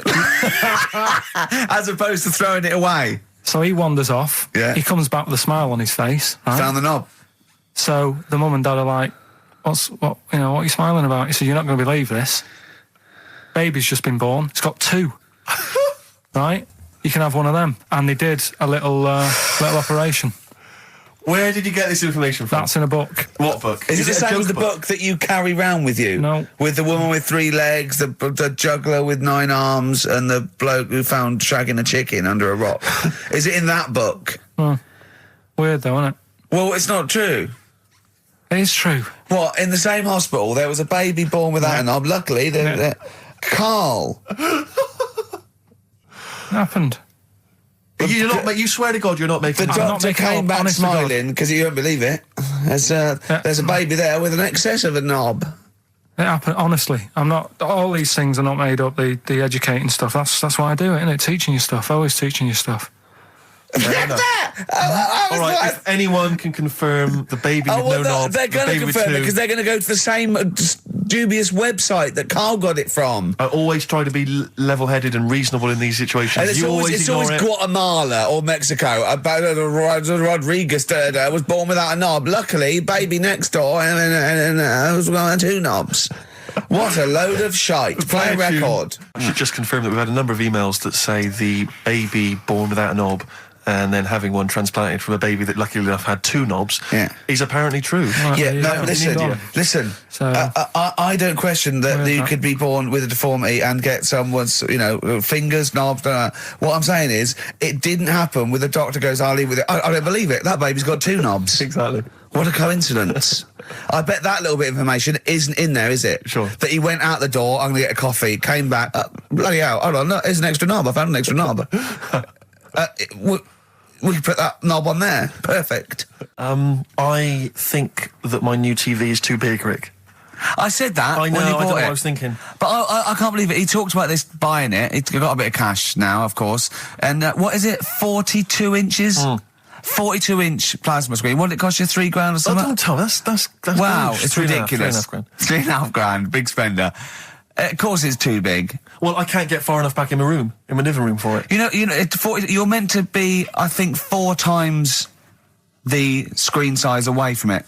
Really? To get out from the air. So that's 4 times 42 inches you're meant to be sitting away from it, which is impossible. Yeah. Well, I'll have to just get friendly with the neighbours. Yeah, watch it through a hatch. Yeah. If that's the case, though, aren't you better off just getting a portable? What? I don't understand that rule. What are you saying? Well, you're meant to be 4 times the screen size away from the TV. But then what's the point in having a big telly if you've got to keep moving further back? Get a portable. and sit right next to it. Do see your point. Why do people go to the cinema, then? Did you see films that are out yet? Fair enough, he's got you there. Done. I'd tell you this, though. I had it delivered, and, are you supposed to tip delivery men? Of course you are. I don't know.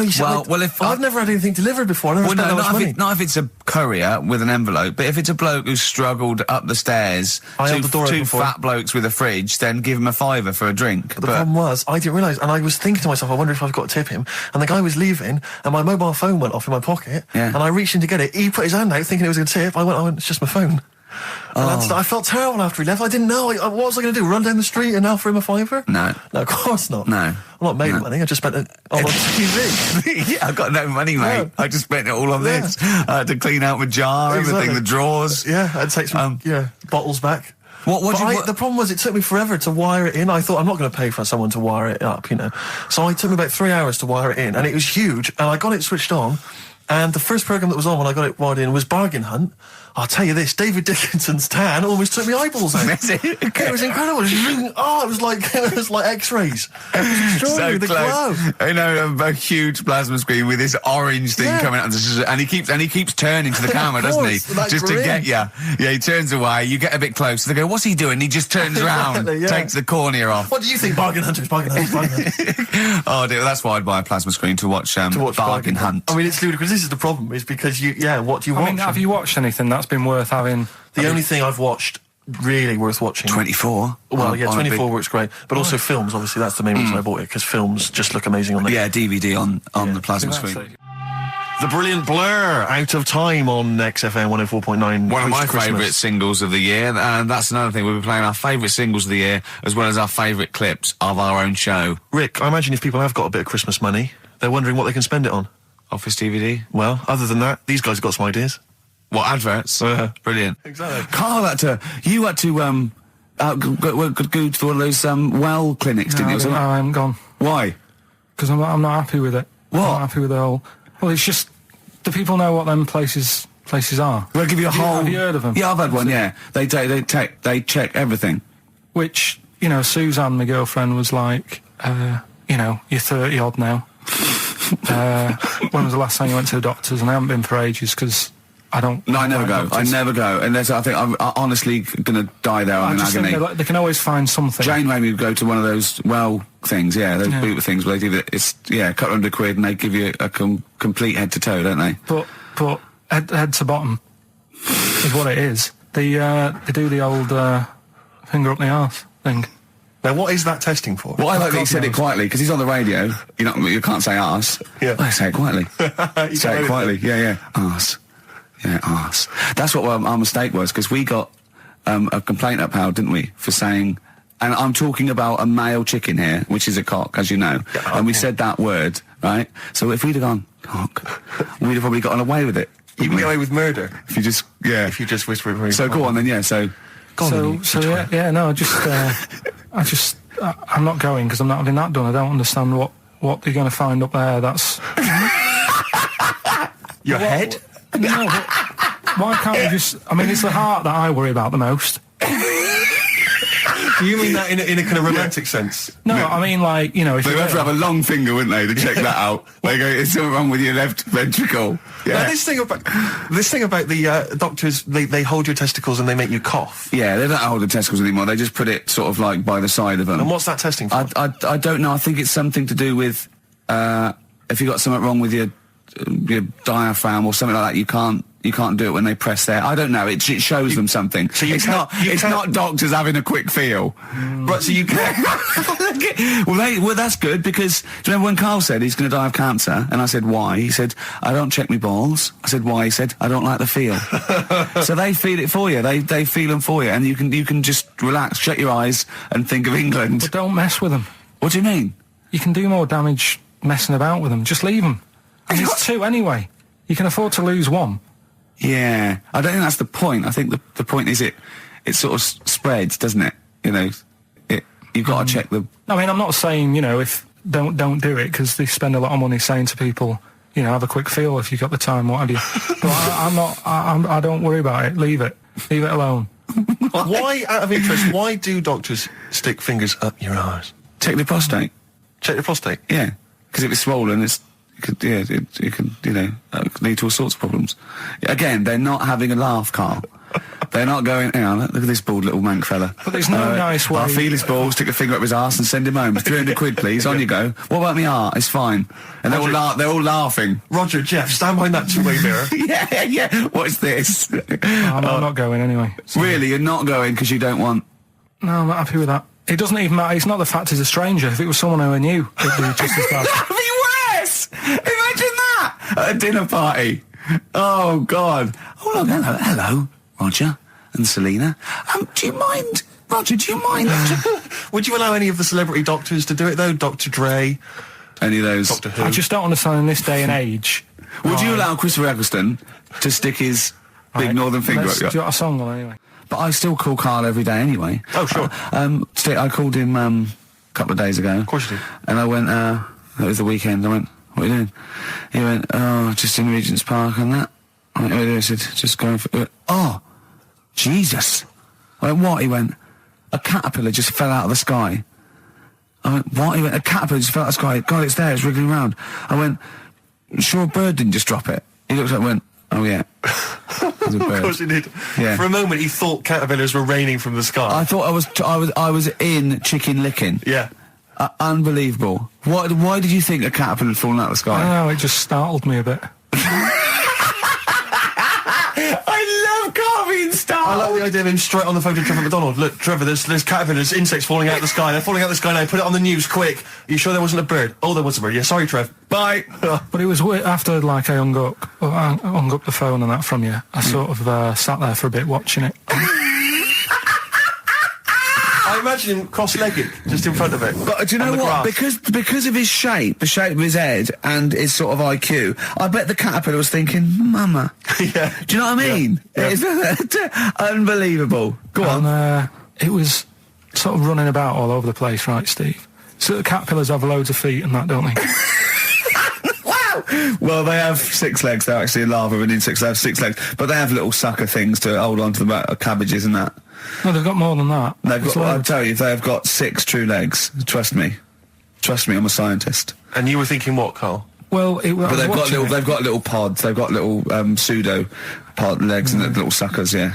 But it was running about like everywhere, like mental, but sort of running off to the left, and then it sort of went back to where it was. Then back, went right and what have you. And I'm just thinking, whoever gave them the legs, right? What's the point if they don't know where they're going and that? Do you know what I mean? If you can get about... Imagine that sentence. Did you hear that sentence? Can we play that sentence back? No, I don't think we can. Imagine who gave him that legs.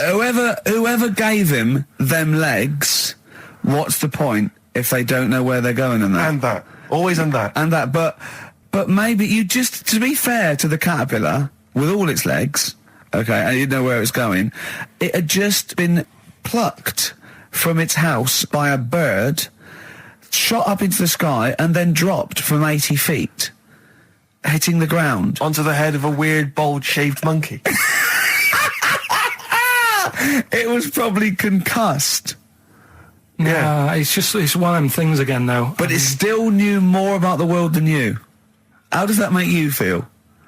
I just think it's a waste of time having all them feet. It's the same thing as the... Now it's got feet now! It has a nightmare buying shoes, doesn't it? Yeah. You know, you just mentioned there about sort of no knickers and that. Is this going to be your Auntie Nora? No. Right. It's just, like the last flat that I lived in, I always had a good view across the road and I could see... It was the hairy... There was the hairy Chinese kid. Not the hairy Chinese kid. He was just a Chinese kid, actually. Yeah. Running about. Because that's rare, isn't it? Hairy Chinese kids are very rare, isn't it? Yeah. There's only one official sighting, isn't there? In one of those shit little magazines that you buy. And there was the old woman who didn't move. She was just sat there reading a book all the time. Who we think possibly died and no one came round for weeks, But, and now I've moved, right? And it was quiet for a bit. I always look at what view I'm getting, right? Looks across and it was just sort of empty, sort of flats ready for people to move in and that, right? Anyway, people are in there now, right? And they've put all the furniture in, but I haven't put any curtains up. Oh. Right. So anyway, I'm sort of washing up, just having a look out the window. Yeah. Right. Girl sort of wandering about, knickers on, right? With no knickers on? You mean naked? No knickers. Well, she had a bra on. Right, okay. But, she's probably looking for a knickers. So, I thought, and I don't know how long I was looking. No. Right. But anyway, she looks across. Oh, God. I think she spotted me. Yeah. I think, oh, God. I felt really bad. Yeah. I said to Suzanne... Sorry, is this some sort of Peeping Tom confession? No idea. Well, it's not... That's the thing, though. Peepington. If I was peeping, she was peeping as well, because she was looking over. Works both ways, doesn't it? Yeah, but yeah, all she could see of you was your bald head. Yeah. No. And your hands moving as you were washing up. And some white-looking substance frothing up. Particularly stubborn stain on this glass. Yeah. Oh, God. Imagine that. Imagine if she looked across. I'm assuming your sink is lower than the window. But didn't she just cover up or something? Or she looked back and go, oh, you looking at my fanny? Well, the thing I did... What? I thought, just sort of drop me boxer shorts. Because I thought... Well, Suzanne said, what are you doing? What are you talking about? What are you talking about? No, just so they can see me cheeks of me. What are you talking about? No, because I thought if she thinks I'm walking about in the nude as well, then we've both got something out of it. Carl, this sounds like a bad excuse in court. I know. So sorry, you were looking at a woman dancing around naked, right? So the only thing you could do was immediately drop your boxer shorts. So she looked across, saw you fully clothed, saw you took your boxer shorts. No, she wouldn't have done, because it's sort of just the top half and the sink's at a side angle, so I was sort of looking out. So she wouldn't have seen your trousers then anyway? No, she did. I moved in front of the window more. So you then made you actually climbed in front of the window. Oh, this is amazing! So you climbed in front of the window to show off it wasn't your naked obvious. lower half. Suzanne said, what are you doing? And I bet she did. What are you looking at? I sent you in here to clean up. What are you doing? I'm just taking my trousers down, standing by the window. Why? Because there's a naked woman across the road. What do you think I'm doing, Suzanne? I'm exposing myself while looking at some free fame. Leave it. What's up with you, Suzanne? Anyway, Wait a minute, can I just check? A final question. What did the woman across the way... What happened? What was her I reaction? didn't look again. I just thought you've seen a bit of action as well. We're both happy. Let's leave it. Brilliant. So were you waddling around like a penguin with your trousers around your ankle? I just was walking about, and Suzanne said, "What are you doing?" I said, "I'll explain to you in a bit, but don't look out the window because then it's Excellent. obvious." Then he sees that she calls her husband to look at Karl going naked. He goes, "Oh, she's got a... Quick, Suzanne, get him out. There's only one with him. Get some more friends. They've gone one more." Oh, that's a wonderful, wonderful clip, and a great record that preceded or followed it, I'm not sure. But, could I make some dedications? Yeah. Because I, last week, just before we had to come in to record this, I popped out trying to get onto the tube, and I had a nightmare, because there were millions of protesters, so-called protesters. Now, a lot of them obviously doing good work. There was one fella, I think you'd have appreciated it, because I know you are very politically active, and I think this guy has really studied hard, and he's realised the best way to make his voice heard on the international political stage is to ride around on a tricycle wearing a jester's hat. He was really shaking up the bloody government. I wouldn't want to be George W. Bush about now. Not indeed. Once he sees that. Once he sees that guy. Imagine his aides rushing in and going, George W., look at this guy. Where's that? That's in London, England. Okay, call off the forces. Is that a large tricycle? Yeah. Is he wearing a nappy? Get me Colin Powell. Why'd you call him Colin, not Colin? It's the way he likes it. Don't about. Just call off the troops. There's a in a jester's hat. Call the troops off. Just bleep some of those bits. Have you got some educating, Ricky, for me? Got some education. I need some education, Carl. I desperately need some education. I want to learn about Chinese kids that are born hairier than average. I want to hear about deaf girls that can hear after their mum hits their head against a wall. These are the things I need to know. I mean, I don't wish to be disrespectful. He doesn't look like a genius. He doesn't look like a But then genius. I don't know what a genius looks like. Exactly. So, Steve. you know, I don't want to be an Look at Einstein. Yeah. Yeah. His mum thought he was mental as a child. Where'd you get that information from? That was in the Einstein book. Well, it was in the Einstein book, then it's presumably true. Which Einstein book is that? His Theory of Relativity? The big book of Einstein stuff. Oh, yeah. Yeah, the big bumper book of Einstein stuff. It's for a coach trip, and you have to fill in E equals MC1 squared, 2 fish, or 3 hello, and then it's multiple choice, and you fill it. It's great. Did his mum think A, he was a genius, B, mental? Most people go for A, but it is in fact B. She thought he was mental at the age of 28. Oh, Carl, you never let me down. You never let me down. So have you got Educating Ricky for me? We've got Educating Ricky coming up. We've got Rockbusters. We've got Rockbusters. Great as seen and talked about in Heat. It's got really tough this week now. We're not messing about anymore. Right. Got some good prizes. Absolutely, yeah, we'll talk about those later. Because, I mean, was it last week that you had the classic? Was it, I can't remember, I'm paraphrasing, Carl, apologies. Something like, I'm here in Texas, I've fallen in a puddle, and my knee has got wet. Yeah. Whitney Houston. Whitney Houston. Yeah. And also, it was last week when there was a little bit of confusion over the one for Holly Valance. Right? Of course. I don't think it was confusion. I think it was your error. Yeah. No, it wasn't. And it was Holy Valance, and you meant Pelmet. Then Becky, who called up that time and said, if you're getting mistaken with Pelmet, right, she sent me an email in a week saying, I've done a bit of research. Yeah. It was my fault. I've made an error. Yeah. It is a Valance. Okay. And I know about Valances. As I told you last week, at the very end, my auntie loves them. Yeah. Right? She makes them. She started off just like putting them on top of the sort of window around the curtain. And then she thought, I can do more with this. Yeah. And she had a little coffee table that had magazines underneath. And she said, I'm sick of seeing them magazines when I'm sat down. She sounds like a Pilkington. So... I'm sick of seeing them magazines when I sit down. So she put a Valance around the table. She just got Valances around everything now. Yeah. Then, next step... she tapes everything. She never actually watches telly. She tapes it all because she gets sick of listening to the adverts and that. Yeah. So she tapes everything. So she's got loads of videotapes and that. And the video used to get on her nerves. When she was watching a film, she'd see the clock changing. Oh. And it distracted her from the film, so she put a valance around that. Yeah. That's genius. Yeah. So, that is or is it mental? Only Mrs. Einstein can tell. I don't know. She's even made her little Jack Russell look like a hovercraft. Yeah. It's great. So everything's got a balance. If you go round and you stand still for too long, the chances are she'll balance around your head. Yeah. This is this is Auntie who? Auntie Nora. And this is the one that farted for 5 minutes. Lest our listeners forget. Lest we farted for 5 minutes, called his mum, saying I'm farting, 2 minutes into the fart. She's at about 2.5 minutes in. Yeah. Just like, for example, that's why your balls are on the outside. Because the cells have to be a certain temperature to survive. I don't know if it's the sperm or Sertoli cells, but they have to be a couple of degrees below body temperature. Otherwise, they'd be in a nice cage and we wouldn't get kicked in the nads. What do you mean? That's why your testicles are on the outside of your body. They have to be a couple of degrees below body temperature.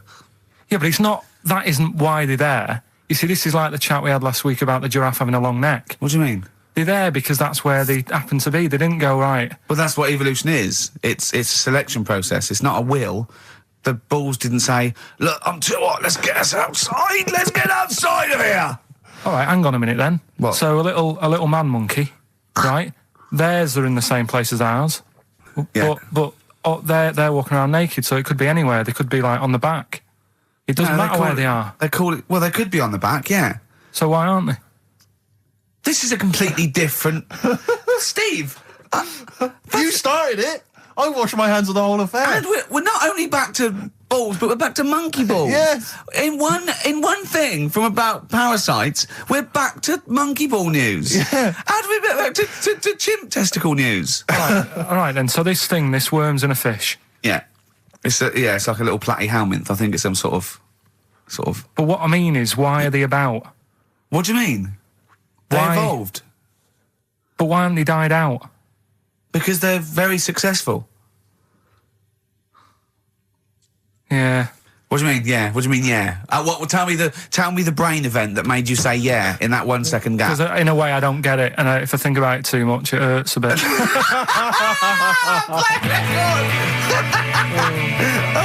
They've just been around for years, Carl. Yeah. Like Cliff Richard or something like that. Yeah.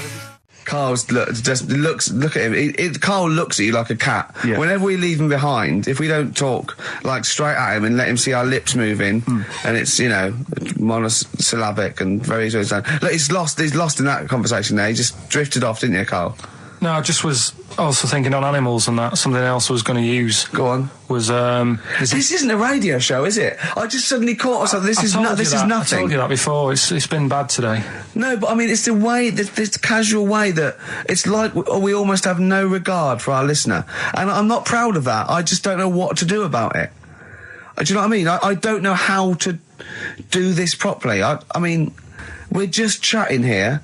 I mean, it's only Anderson who's seen through us, and that surprises me that more people haven't. I mean, what are the figures like? Do people listen to this show? I'll find out for you. You keep saying that. But, there's this parrot, and, apparently it lives Rick, it's unique, if nothing else.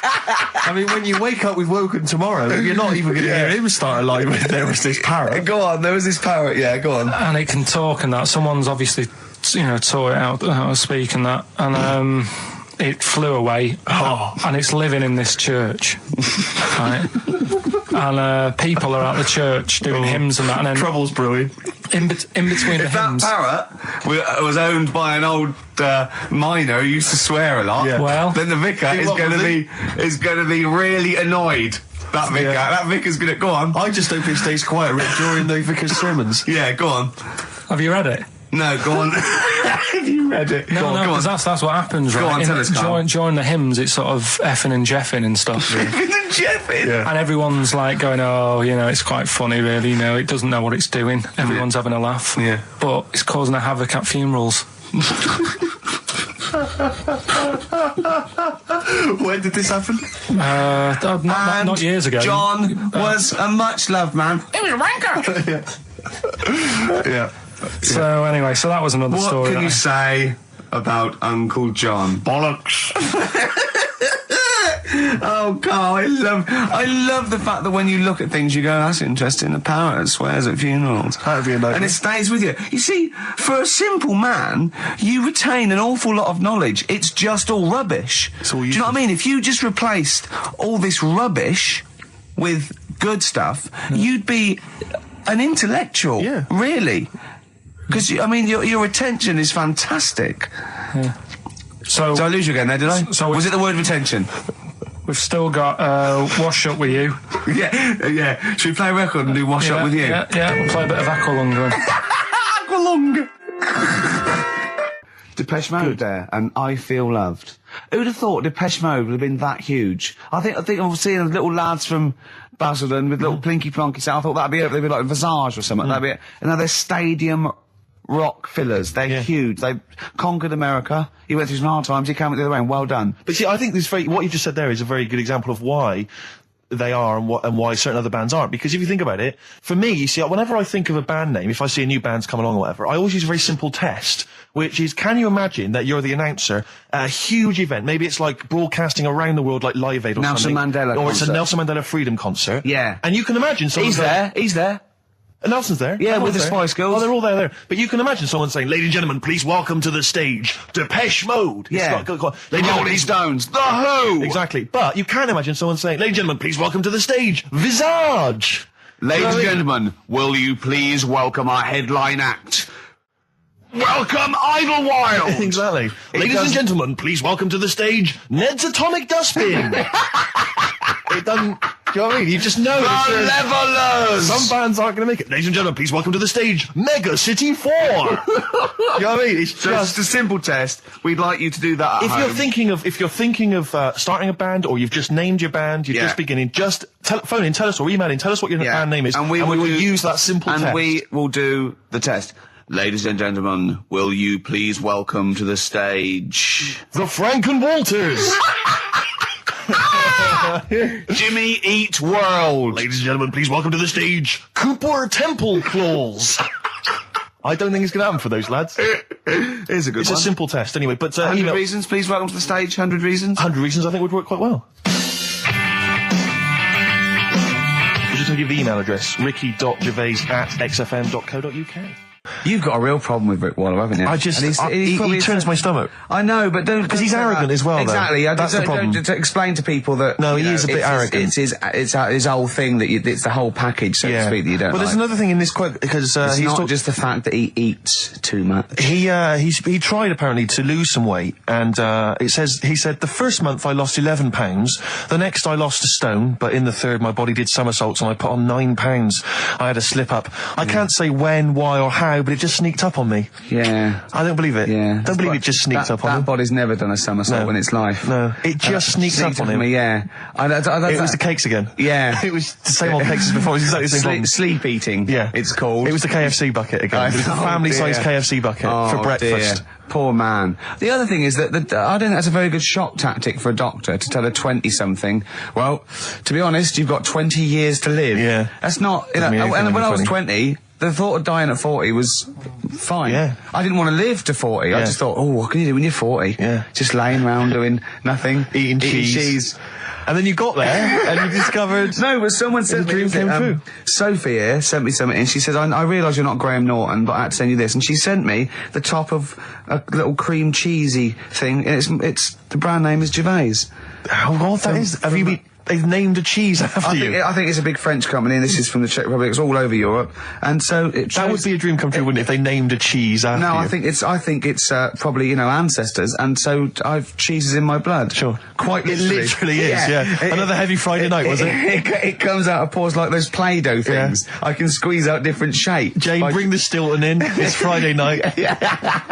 This isn't fried.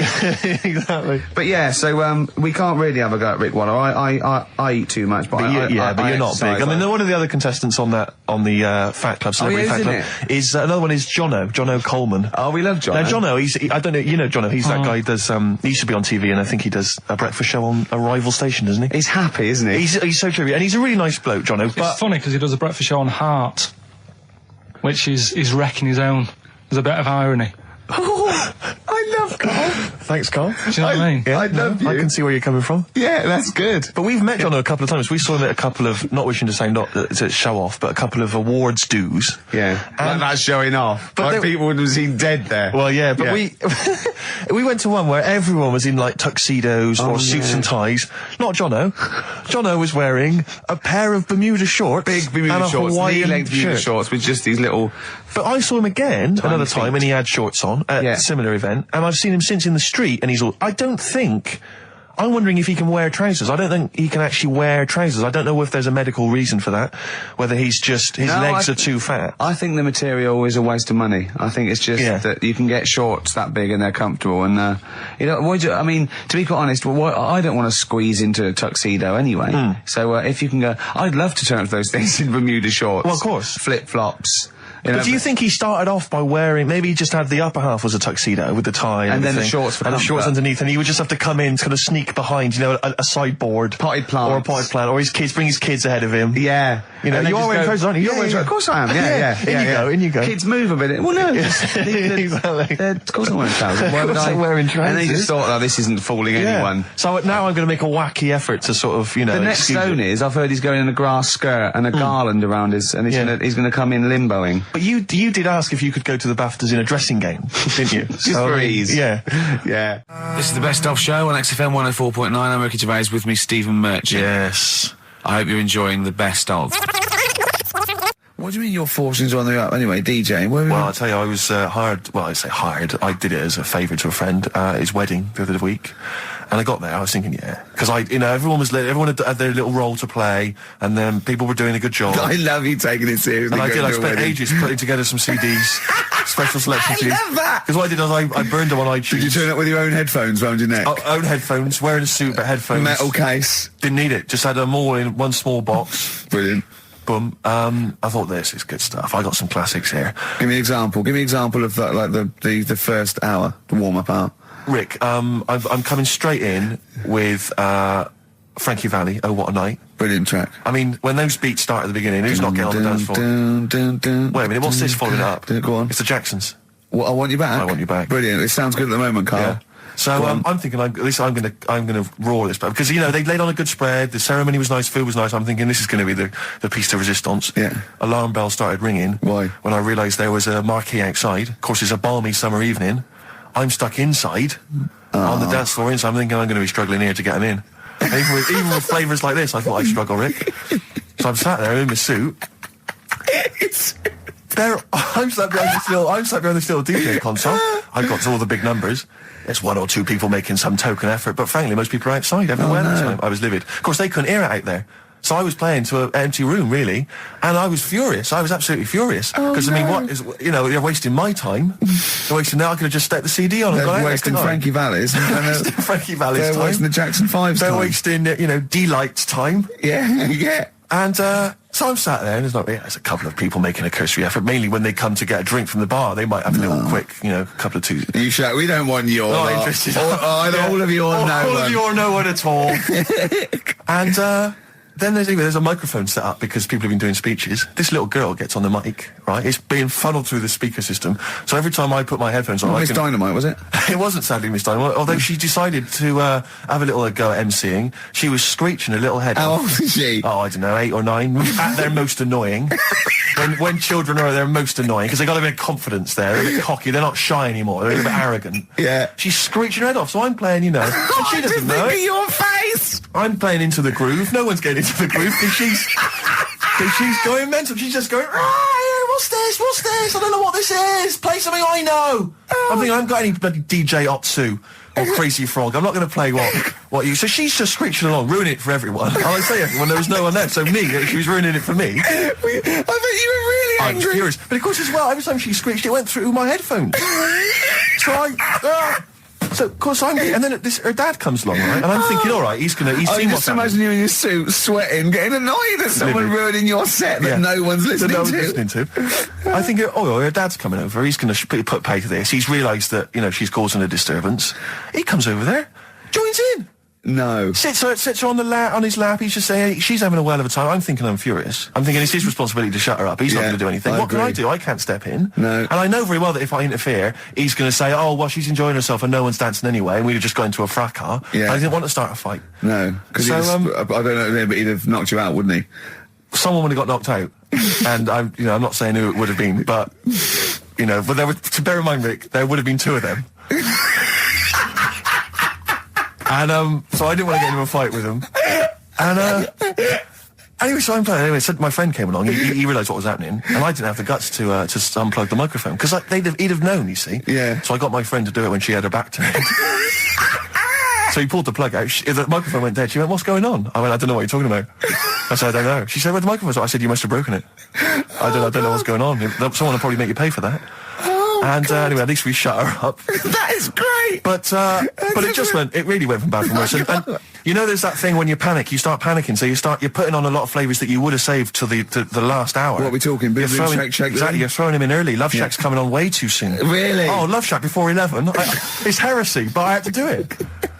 But anyway, in the end, I made the bride go and get some people in. I said, "Look, it's your special night, all right, and they're going to enjoy this." I'll be honest, love, this is a washout, and it's up to you exactly. to turn this wedding around, or I'm walking. And I tell you, they're going to have a sour memory of this evening, unless you bring some people in. Everyone in dancing. So she got him in at the end. Brilliant. And I'll tell you this, Karl. I mean, I don't know what you say, but they were loving it. They were absolutely loving it. A bloke came over and said, "Have you got Amarillo?" I said, "No," but I put on something even better, Delilah. Wedding crowds always go for Delilah. A song, of course, about old man killing his wife. It always goes down very well, strangely, at weddings. They get into a sort of hokey-cokey thing. They went berserk for it. And I was following it up with, I had the monkeys, I had all sorts going on. Brilliant. Of course, you know what happens. What? I'm going great guns. People are absolutely loving it. They're rocking it. I throw in, I had something cracking on at the end. Come On Eileen, of course, was on. People were going berserk for it. Which is unfortunate because the bride's name was Eileen. Yeah. And then the bride pipes up. I'm throwing the bouquet. So they all traipse off outside again. Oh. I was furious. Oh, no. I plugged the microphone back in. I said, "What are you doing?" We got, but they went out. Then, of course, you can't get them back once they've done that because all the women are running around. I got the thing, and then they got to wave everyone off, throw the confetti. They ruined your day. I was having a great time and they ruined it. She ruined your special day. She ruined my special night. Oh, no. It's on her head. What would you put on about now, Karl? What if I was DJing? Yeah. Probably a bit of world party. Go on then. Interesting. Into films and that. It's just that I only, I've just got the 5 channels and flicking about. And I'm not impressed. I mean, I can understand why more people listen to radio and stuff. Yeah. Well, not this one, but go on. Well, when was it? When was the last time I sort of sat down and had time? Because I'm always busy doing stuff and that. Sure. Moaning takes up about 3 hours a day. When did Wimbledon finish? A couple of weeks ago. Right. Found myself sat there, right? I'm not having a go. I know we've stopped Cheeky Freak of the Week and all that, right? So I'm not going to be having a go. Christ, I sat there. I'm scared. No, I'm not having a go. You've always got to remember that. Go on, just get on with it. Get on with it. I'll apologise after. I'm just saying, watching Wimbledon, it wasn't, one of the major games. It was little fellas in a wheelchair having a game. Little fellas in a wheelchair. Right. But for me, I mean, great. They're doing a sport and everything. Don't put it on the telly. What was up with it? There wasn't like a rally going on. No, do you know what I mean? Do you know normally, Christ. like with the well, not to Enman, but with some of the other with some of the other players and that, they're playing for ages, aren't they? It's like, who's going to win this and that? Yeah. None of that. It was just like, hit it, net. Oh, Christ! Oh, God! I don't know what to do! And people were like sat there watching it as well when they've got other games going on in there. That's what I couldn't understand. If you've paid your money to get in, I mean, like I say, good on them. If they, do you know what I mean? But it would have been. And they all start first in the marathon. I just thought it would have, given the game a swing ball or something. Yeah. You know what I mean? No, yeah, I understand. Oh, God. Yeah. There's never anything XFM in the community. Let's play a tune. Ricky Gervais, Ricky Gervais. Don't put my name to this last link. Don't put my name to this last link. Ricky.Gervais, xfm.co.uk. Oh. Magic, Virgin, if you're listening, we are available probably sooner than we thought. Oasis. and Songbird. It's a nice little ditty. It's all right, yeah. Of a Saturday. Yes, thank you. XFM 104.9. Ricky Gervais, Steve Merchant, Karl Pilkington. I think we should go straight into it, Karl. I think we should do the competition. There's Karl in the corner. It seems a little premature. Do you reckon? Yeah, I think so. It's so good. We should tease it out. Well, it's a big thing. It's just that I've got absolutely nothing to say. Sure. I haven't really... Well, I mean, like often I know you all have spoken to Karl in the week. This week, for some reason, I've been speaking to him. Oh, right. I spoke briefly to him about Michael Jackson and the documentary. Yeah. Now, of course, I thought that was extraordinary. Amazing. And I asked Karl's piece opinion. Of work. Yeah. And he didn't mention to me the fact that Michael Jackson likes to climb up in trees. No. He didn't mention anything about his bizarre relationship with children. He didn't mention anything about his obsessive billionaire spending sprees. Right. He didn't mention anything about the mannequins he has in his thing, or the fact that he drives around his sort of 7 hotel suites in Las Vegas in a little kind of old people's scooter. The only thing of note for Karl was he said to me, "Did you notice how big his hands are?" I'll tell you what, though, I did. What? How are you looking at... The man's got, like, a face that he's had reconstructed. Well, I can't seem to say that. It's libelous. Yeah, no, he hasn't. He's got an old He's had two nose jobs. Yeah. And you're looking at his hands. But I think it's because you look at him and he looks a bit like... there's a bit of androgyny there, but it's sort of like it is quite a petite sort of old lady's face in a way, but then you see these labourers' hands come out. That's always the way with a tranny, isn't it? You know what I mean? Well, you can't accuse him of being a tranny. No, he's not. No, he's not. What are you saying? No, I know he's got enough issues. Now you're accusing him of being a tranny. I like him. I thought he came out that brilliant. I thought it was really... I really felt sorry for him. No, I think... He cleared up a few things as far as I'm concerned. I thought it was a fascinating piece of work. But I did like the shopping spree. That was great. Extraordinary. Because he's just got going around just pointing. I know it was bad taste, wasn't it? It was like one of those bizarre shops. Yeah. You know what I mean? There's anything, sort of a gift shop, but they're trying to make it look like Ming. But and it's sprayed gold. If he'd been living in a trailer park, he'd have been ordering, one of those porcelain dolls dressed like a Harley Davidson bike rider, or an Elvis commemorative plate. It was the kind of billionaire equivalent of that. But the hands were a giveaway. It's the same as those sort of transvestites. Well, it's like you get. What was it about his hands? You know when you get like a cab driver or something, right? And he decides to turn transvestite about 60, and he goes on Kilroy. Do you know what I mean? That way, he got a twin set of pearls, and he goes, "I've never felt so comfortable." But his hands are still big. He's got a little wig, and he's got the lipstick on, and he's with his teenage kids who are going, "Kill me." Do you think he's been having surgery on his hands to make them larger? Bigger, yeah. Is that why he was wearing that glove through most of the Exactly, but I think he wants to be a goalkeeper. Right. And they said, you can't, Michael, you got a big hands. It would help him climb the trees. It's right, yeah. And he can play tennis now without a racket. Yeah. So what did you make of it, Karl? Were you intrigued? The Michael Jackson thing, it was all right. So it was last week when there was a little bit of confusion over the one for Holly Valance. Right? Of course. I don't think it was confusion. I think it was your error. No, it wasn't. And it was Holy Valance, and you meant Pelmet. Then Becky, who called up that time and said, if you're getting mistaken with Pelmet, right, she sent me an email in a week saying, I've done a bit of research. Yeah. It was my fault. I've made an error. Yeah. It is a Valance. Okay. And I know about Valances. As I told you last week, at the very end, my auntie loves them. Yeah. Right? She makes them. She started off just like putting them on top of the sort of window around the curtain. And then she thought, I can do more with this. Yeah. And she had a little coffee table that had magazines underneath. And she said, I'm sick of seeing them magazines when I'm sat down. She sounds like a Pilkington. So... I'm sick of seeing them magazines when I sit down. So she put a Valance around the table. Yeah. She just got Valances around everything now. Yeah. Right? Then, next step...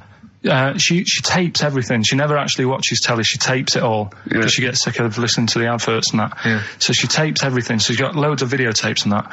And the video used to get on her nerves. When she was watching a film, she'd see the clock changing. And it distracted her from the film. So she put a Valance around that. Yeah. That's genius. Yeah. So, that is or is it mental? Only Mrs. Einstein can tell. I don't know. She's even made a little Jack Russell look like a hovercraft. Yeah. He's great. So everything's got a Valance. If you go round and you stand still for too long, the chances are she'll Valance around your head. Yeah. This is this is Auntie who? Auntie Nora. And this is the one that farted for 5 minutes. Lest our listeners forget. Farted for 5 minutes. Called his mum, saying I'm farting. 2 minutes into the fart. She's about 2.5 minutes in. Yeah. You said I'm about 2.5 minutes into the my mum said, how long's it been going on for? She said, well, it was about 2.5 minutes before I called you. Yeah. And then it went on for a further 2.5 minutes or something. And then it stopped. And, she couldn't time it because there was a balance over the clock. Yeah, she used to annoy her when she was on the phone and you put her off, see the time. She was guessing it was 5 minutes. This was one consistent fart. Yeah. I mean, it wasn't making a noise, it was just... Oh, it wasn't making a noise? Just gas. Right, endless gas. So, there you That's go. fantastic. Well, we started off with a new one, a little bit of Foo Fighters. We like new and old on this show, don't we? Indeed, we like to mix it up. I'd like to play the Smiths from their debut album, I Don't Owe You Anything. I Don't Owe You Anything. The lads from Karl's hometown there. Indeed. The Smiths. Brilliant, that one. Wow, I went to Manchester, didn't I, the other day? Went up to Manchester for a little corporate. It was alright. Yeah. He went, wait till you get out, you see Piccadilly, it's better than Euston.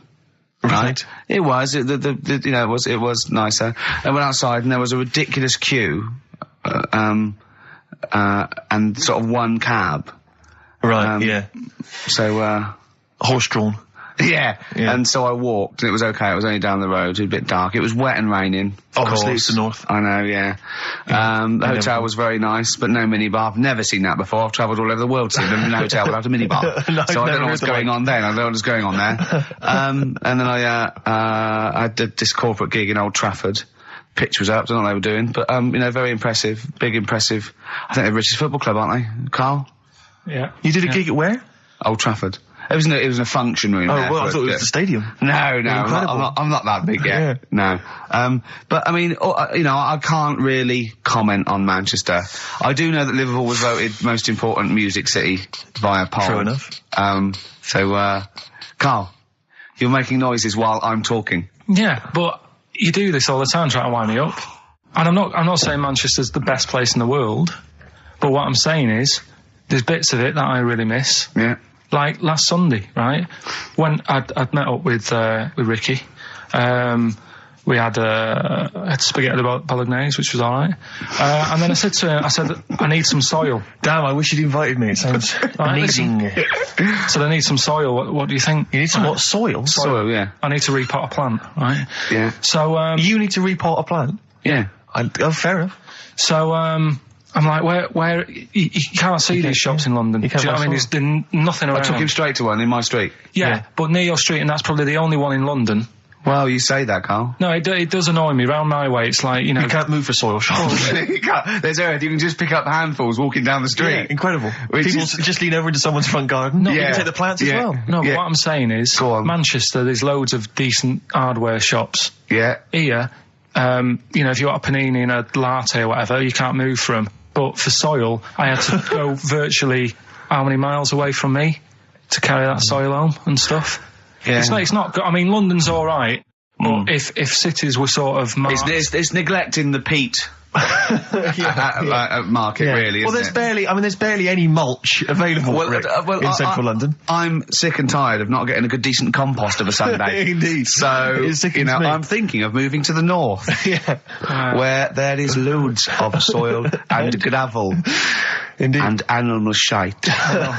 Whatever. See, you're eating a biscuit. I can't believe it. Are you bored with this already? Do you know what? MTV called me last week. They called me again yesterday and said, when can they come down to do they're coming down next Saturday, by the way, to do a little screen test for you.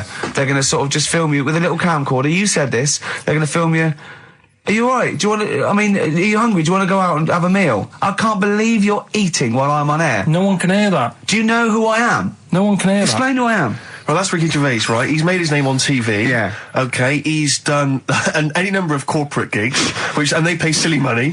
So, I mean, this guy's earning, and really earning beyond his talent. All right? So I think I deserve a little bit more than a little mank eating a biscuit while I'm talking. Rick Gervais? Yeah. Have you won a BAFTA? Yeah, too. All right, so just a little bit of respect. Yeah. Yeah. Karl, well, what have you won? What have you won?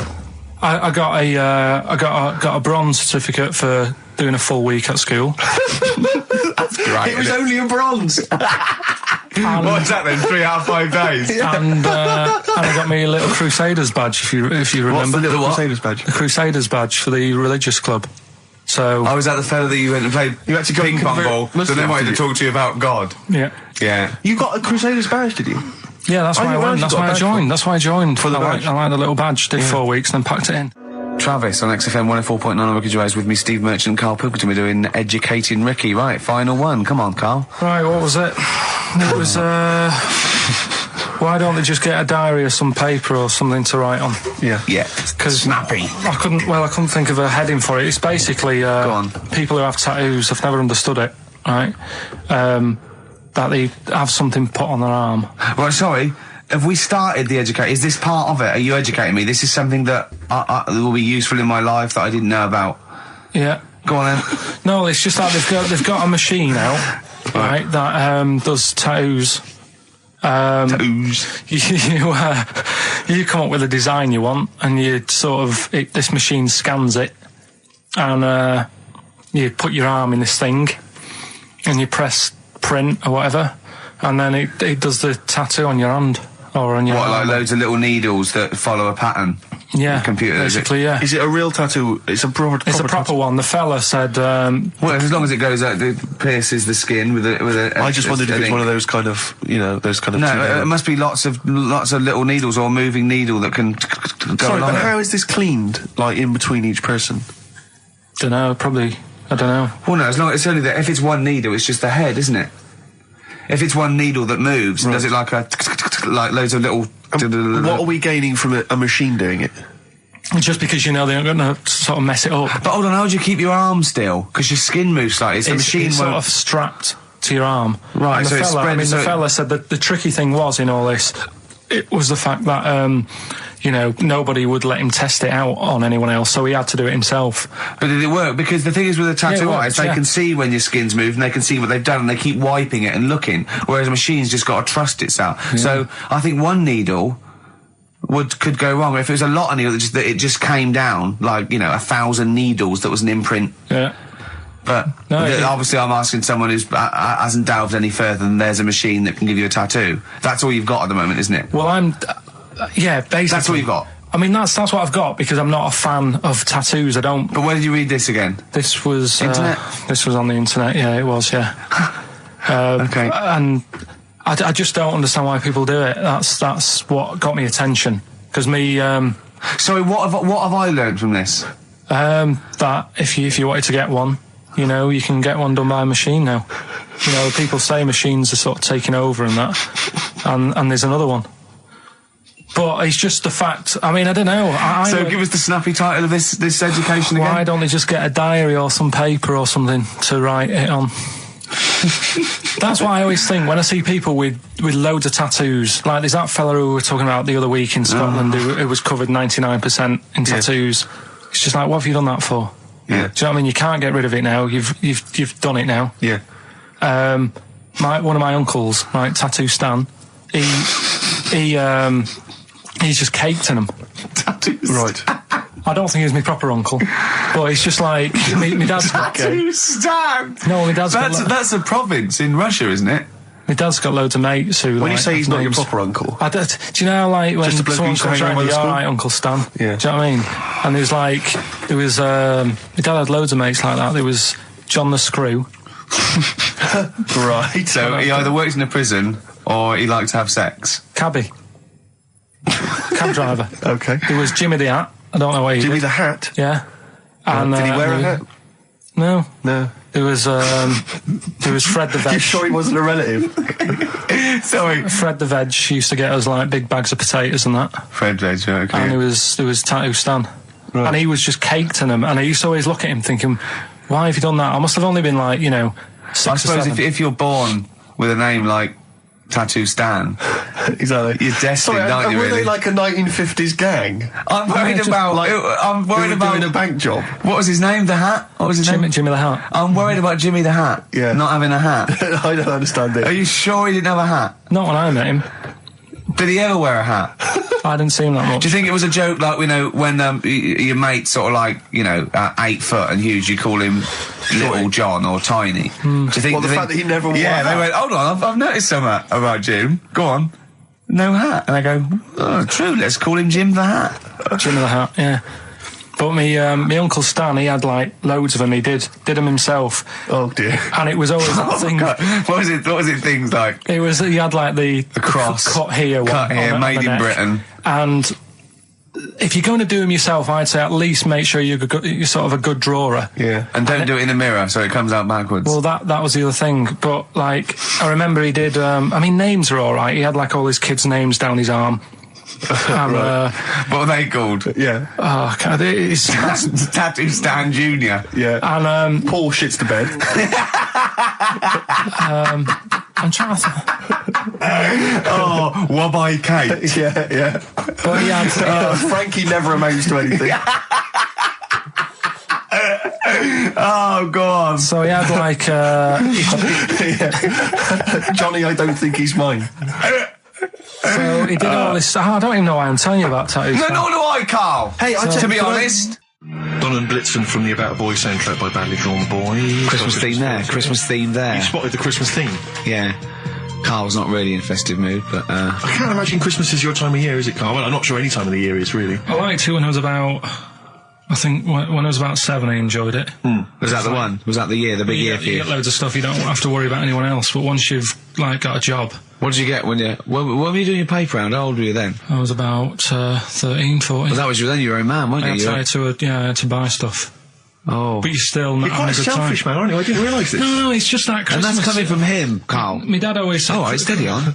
Dad said Christmas morning was for, like, you know, for me, so he used to stay in bed. So he never... That's brilliant. That's a great thing to say, isn't it? Yeah. Christmas morning's for you. Run wild. Do what you want. Just don't bother me. I'm going to Honolulu for 2 weeks. That's great. Dad, it's Christmas. Do I have to do anything? No. So my mum used to get up, because she used to like to see my face light up, you know, when I opened the presents.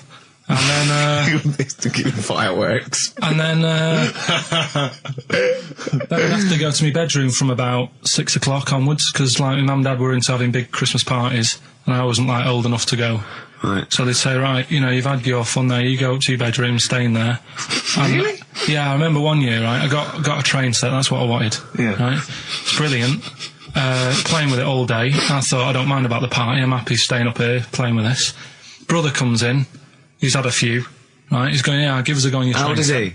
He's a bit older than me, so he might have been like, let's see. Well, let him be 18. Yeah, probably about 18, 19, And how old something were like that. I had a train set, so, I don't know, about 14. something like that. Yeah. Right, so I'm playing on that, loving it and stuff, and then he comes in and goes, oh, give us a go. He turns the transformer up to, like, 14. He went really fast for about 5 seconds, broke it, and then he went back downstairs. Wow. So Christmas, I hadn't even got to Sounds Christmas like Day. the Conservative government with British Rail. Satire, that is. Rick, I just thought that there's satire. If there's any satirical shows listening or magazines... It doesn't work in any way, because there's the analogy falls down apart from there being a train. Think it through, though. British Rail was trains. Yeah. And the government broke the trains in many ways. They didn't break them, like, not officially breaking them, but they kind of... It does work, it's perfect. Oh, I'm very pleased with that. And I can't, and no one's asked him to be on Have I Got News For You. It's weird, isn't it? Because it's strange, that, when you've got a satirical mind that's as quick as that. Yeah. And he's broke your little train set. So what did you do? I just, like, watched telly and had some sausages. I bet you were happy with that, though, weren't you? It's a bit annoying, though, isn't it, when your main present of the year has been broke. And did it ever get it fixed? No, that was it. Put away. I'm intrigued why your parents wouldn't let you come and join in the festive fun. Was it like really debauched down there? Was it like eggnog everywhere? Well, no, but I mean, that's fair enough. 6 is a little bit early, but I just think, you know, if you're your kid, you know, he had his fun, put him to bed at 8, maybe. And you think so on Christmas Day? I thought that was a day for family. Well, not if there's a party going on. Well, don't have the party on to Christmas Day. Well, that's another option. Yeah. Your parents are weird, aren't they? A strange breed. Well, I think that was the year, right? You're talking about buying presents and stuff. I think I did treat my mum to that. I didn't buy my dad anything. I think that was like when I got a bit older, I used to get my dad something because he wasn't that bothered anyway. No. So, got me mum, there was a cheap shop, right? Of course. Thank God for that. Called Snips, right? So I went in there and I thought, let's see what I can get her. And remember Victoria Plum? I don't think so. Well, it's like a fairy character. Right. Right? And my mum's into gnomes and stuff, right? So I thought, right... She must be pleased with you, then. Victoria Plum. I was thinking, is that one of the neighbours? Is it like a brandy Do you liqueur? remember Victoria Plum? Victoria Plum. Victoria Plum, yeah, it's like a little fictional sort of character, right? Okay. So I saw it, I thought, yeah, she'll love that, right? So I did my paper round, saved up for 2 weeks, right? Oh. Got that sorted, went to Snips, bought the Victoria Plum. Next day, I'm in town with her, right? So I think, I know what I'll do. I said, come in here a minute, right? So we go in, and we're looking around, and I tested her, right? I went, look at that there. That's all right, isn't it? And she goes, oh, it's bloody awful. Oh, Karl. Oh, Karl. Oh, God. So then Christmas Day comes. I said, don't bother opening it. She said, no, why? I said, Oh, no. Why did you still give it to her? So, well, it was too late. I'd already bought it. Oh, Karl. So she opened it, and I was like, and she said, oh, that's nice. I said, why are you saying that? I said, the other day, you said it's bloody awful.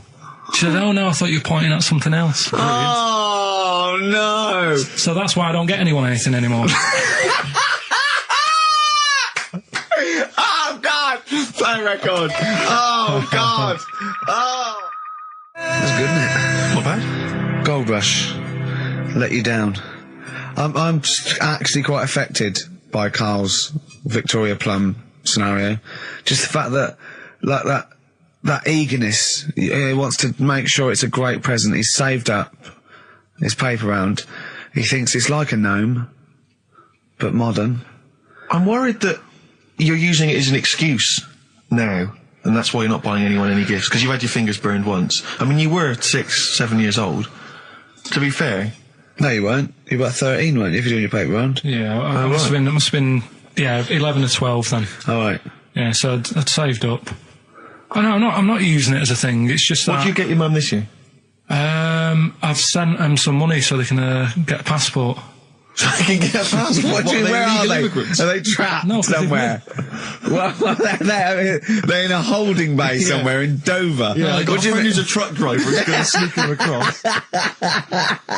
What do you mean? So they can buy a passport. What do they do? Sell it when they're a bit down in their luck? No, they haven't got that much money, right? They've never been abroad, and the mate said they might take them next year, and they said, oh, we haven't got a passport, so you haven't got to buy a passport, have you? Isn't that your God-given right as an Englishman? No, you've got to pay for them. They're 30 quid each, so you better do, otherwise they're conning me. Right. So you sent them 60 quid? You don't get born with a passport, of course you sent them 60 quid in an envelope, have you? Well, check. Right. I love that. He'll be watching telly and France will come on and he'll go, oh, what do you think of that? She goes, it looks bloody awful. Yeah, don't open it. No. Don't open it. Yeah. Don't open it. So you've not paid for a holiday for them? No, I've just sorted out it's the better prize, isn't it? Because they can't go anywhere without it. Well, the passport keeps on giving. Yeah. So 10 years. That is, yeah. So, but no, I never used to, I can't think of other things. I used to get my dad once I started getting him stuff, it used to be a dressing gown, and then, but as an extra surprise, I used to put like a cigar in the pocket, so he'd think that was it. Yeah. Then he'd put it on and put his hand in the pocket. Right, and then he'd just hit you because he thought you'd nicked it. Yeah.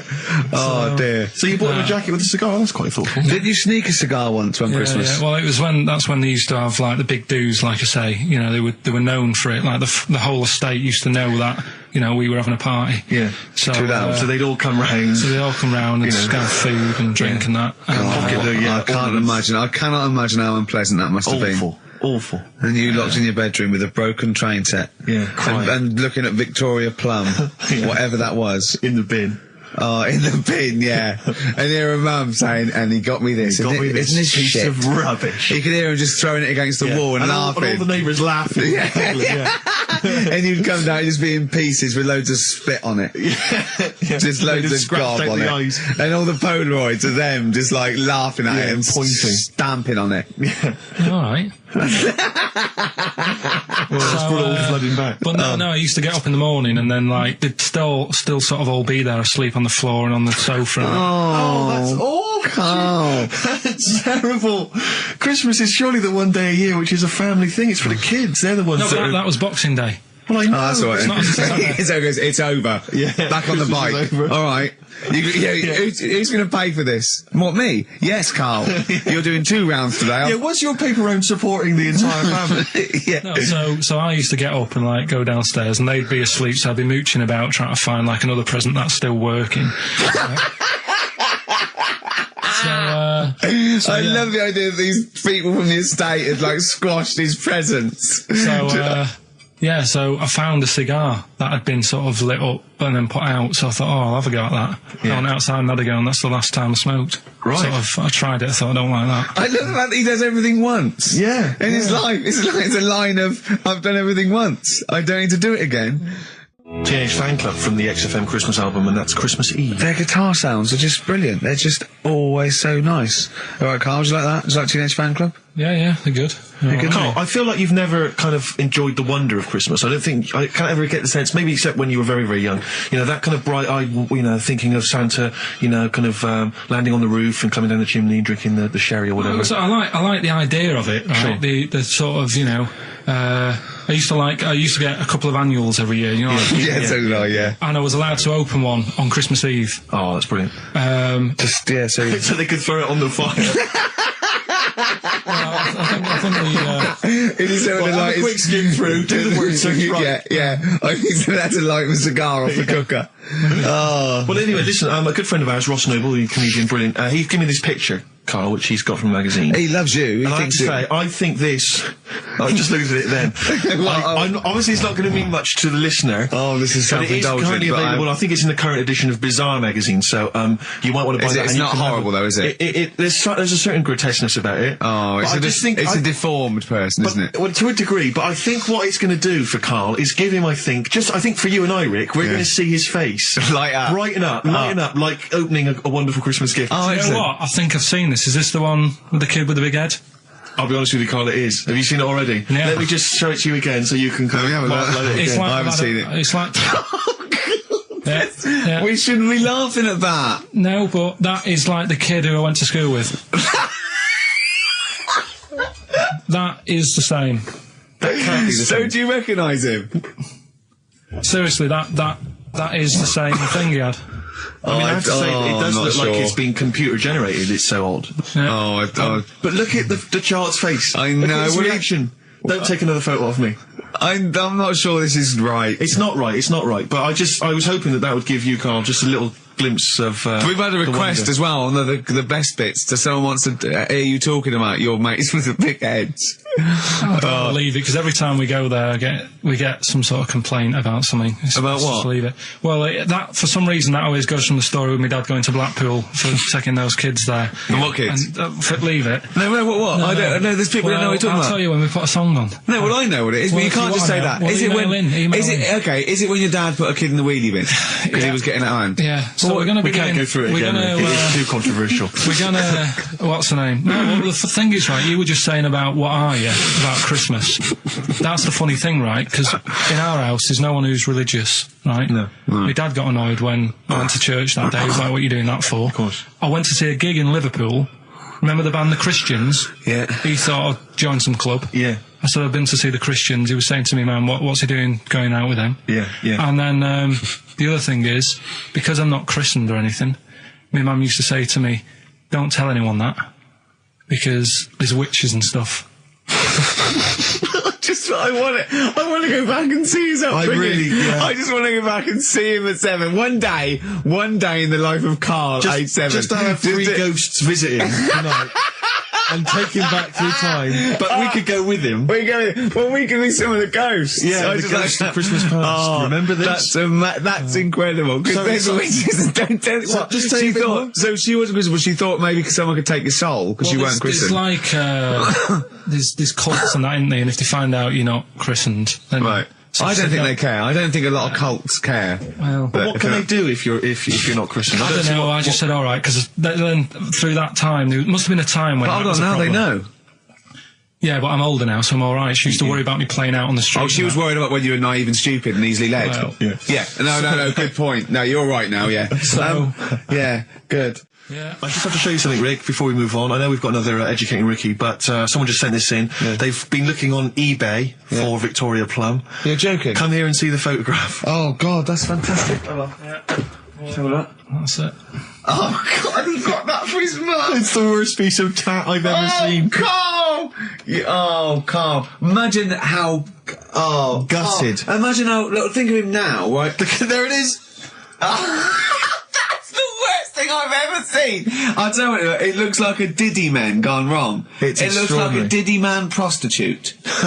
That is... Is that the one, Carl? Well, it was a different colour. It had a yellow at mine. No, but look, how do they get... Tell them they're going to eBay. So you need to log on to ebay.co.uk. I'm sure you've used it before. It's the online marketplace, ebay.co.uk. And if you type in Victoria Plum, I'm assuming that you can track this down. That's amazing. It's the worst piece of rubbish I've ever think seen. how cute he was as a kid, though, doing that. Just think of him, just going... just seeing that and thinking, she likes gnomes! It's the worst thing I've ever seen! I mean, to be fair, I don't know what her prize collection of gnomes looks like, but I can't imagine they're much better than that. I mean, gnomes are a fairly grotesque thing. But certainly your mum's taste and discretion is... Did you have those houses on your estate? You'd go in there and it was just loads of those dolls still in their packaging all around the room. And sort of like one of those homes that keeps the sort of packaging on the three-piece suite. Why don't you buy another one for her for Christmas? Yeah. It's $3.99. It looks, but that's £2.49 because that was $399. Well. Oh, buy it, Carl. No, 'cause I've sorted out her passport this year anyway. I'll get her that next year. I've had an email from Andrew Forrest who has just simply entitled it Karl Pilkington. Oh, Karl Pilkington. What do you think of that? That's got to be your new name from now on. I had a mate who used to use it. What, he used to call you that? Yeah. Was that your nickname at school, Pilkington? No, it's not my nickname. It is now. No, it's not. It is now. Pilkington. Pilkington. Oi, Pilkington. Oi, Pilkington. Pilkington, do my homework. Where do you live? Where do you come from? Pilkington? No, there's this lad who called Mark, right, who used to go to school with, who used to call me that. And his mum, right, was like obsessed with cleaning. And I was never allowed in their flat. He makes the place look untidy. So she used to, I don't know if it was just me or all his mates, but I used to turn up and she goes, yeah, he is in, but you know what you've got to do?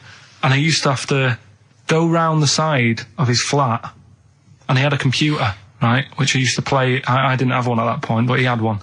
And he used to have to go round the side of the flat and stand at his bedroom window with his window open, and I'd be sort of leaning in playing the game. You are joking. I'm not. His mum... You had the weirdest upbringing I've ever heard. The things you were willing to do. It's the strangest. What is this town like? No, I stopped going. Was there always music? Right?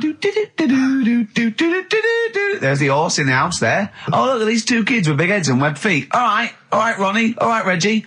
What was it like? She was obsessed. It is like you've grown up in a cartoon made for children. Yeah. No, his mum was really obsessed with cleaning. Can I play it through his window? I used to... Mrs. Ramsbottom, can I play it through Mark's window? Aye, you know what you have to do. She used to be up till about 3 in the morning. Pilkington again? Have you washed your hands? Well, up till 3 in the morning, washing. She used to be up doing the tiles in the kitchen. Washing until 3 in the morning? It was at 3 in the morning. And for ages and ages, that saying that out on the tiles, I used to think that came from, like, his mum. Because she was out, like, cleaning them late. So, till I was about 13, I thought that saying, out late, on the tiles... Yeah. Was... And now you're not confused by anything. Well... There's no misunderstandings in your life now, is there? So he was allowed to walk in and out of the house, was he? No, he was alright, and he used to come round to ours a lot, and my mum used to get these pies from Hagenbach's, right? So... I don't know what that is. It's at that bakery where they used to chuck the cakes out the back, I'll tell you about. Yeah. And you ate six? He loved it, but I could never go round to theirs, or if I did, it was like, well, yeah, he is in, and I'd go, alright, and then I'd walk round the side of the flat. Stand outside.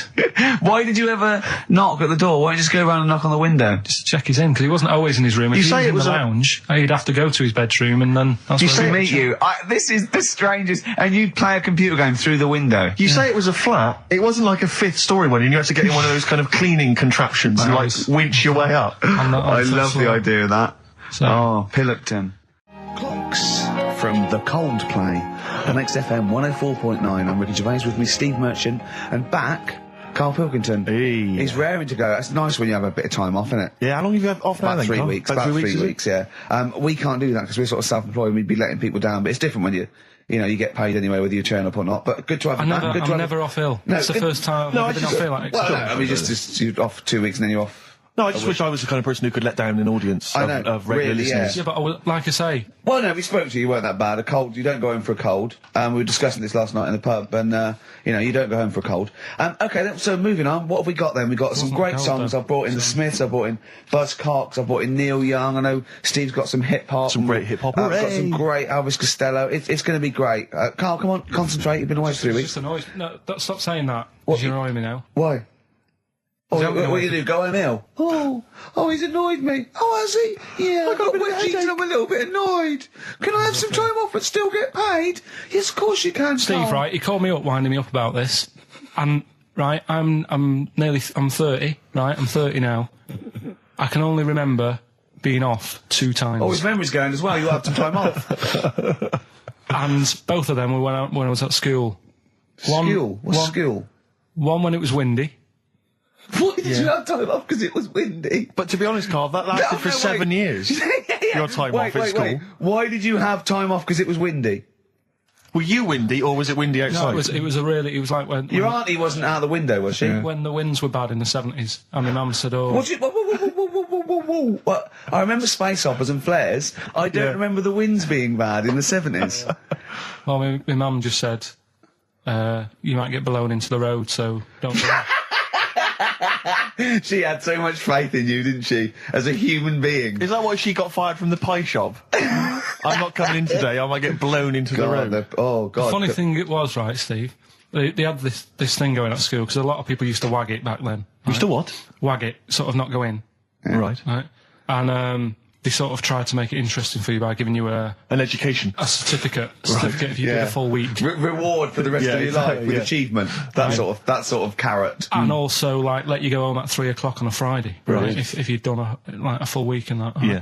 So it was lovely weather all week. Then it just sort of changed on a Friday. And I got up and it was all windy. It's always windy for Friday on Sunday, isn't it? Don't, you know, if you don't go in because, you know, you might get blown into the road and that. So I said, all right, then I'll stay off.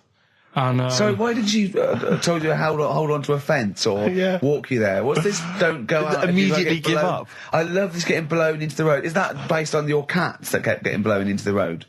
Well, so I got to school on the Monday, right? And the teacher said, right, today, to punish you, you're the only one who wrecked the whole week, right? Everyone else came in. You didn't. So everyone else is going home at 3 o'clock today. But you're not. Brilliant. Serves you right, and I wasn't bothered though. It was great because I said, "Well, you'll have to stay with me, won't you?"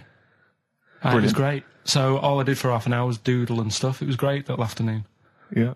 And that was ages ago. That was like when I was about 8, and that's one of the times I was off ill. Yeah. So it was, but that wasn't even ill. That was wind. Yeah. Yeah. So. Right. Yeah, it's a bit different when you're to be honest with you, world though, Carl. You can't just not turn up because you've got a bit of a cold or you're a bit fed up. I mean. We had an appointment 4 o'clock Thursday, wasn't it? And he had to call it because I cancelled it. Meeting went on a bit late. Time management. Get things done. If it was important, you'd get it done. Play a record, Carl. Pull your finger out, please. When I was a kid, right, and it's alright for you to go into women's toilets when you're a kid. It's like, oh, it's a bit cute, right? As long as you're not, like, over 15 or something, right? Right. But when I was a kid, I went into a toilet, and women, when they use their little cubicles, they don't shut the door. Some of them just sit down on the toilet, right? And you see everything. And,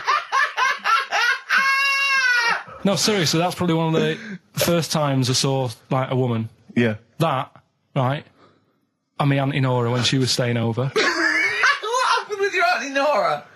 She was, she's into wearing caftans. Into wearing what? You know, caftans. Oh, yeah. What are caftans? Big, bellowy sort of dresses. Right.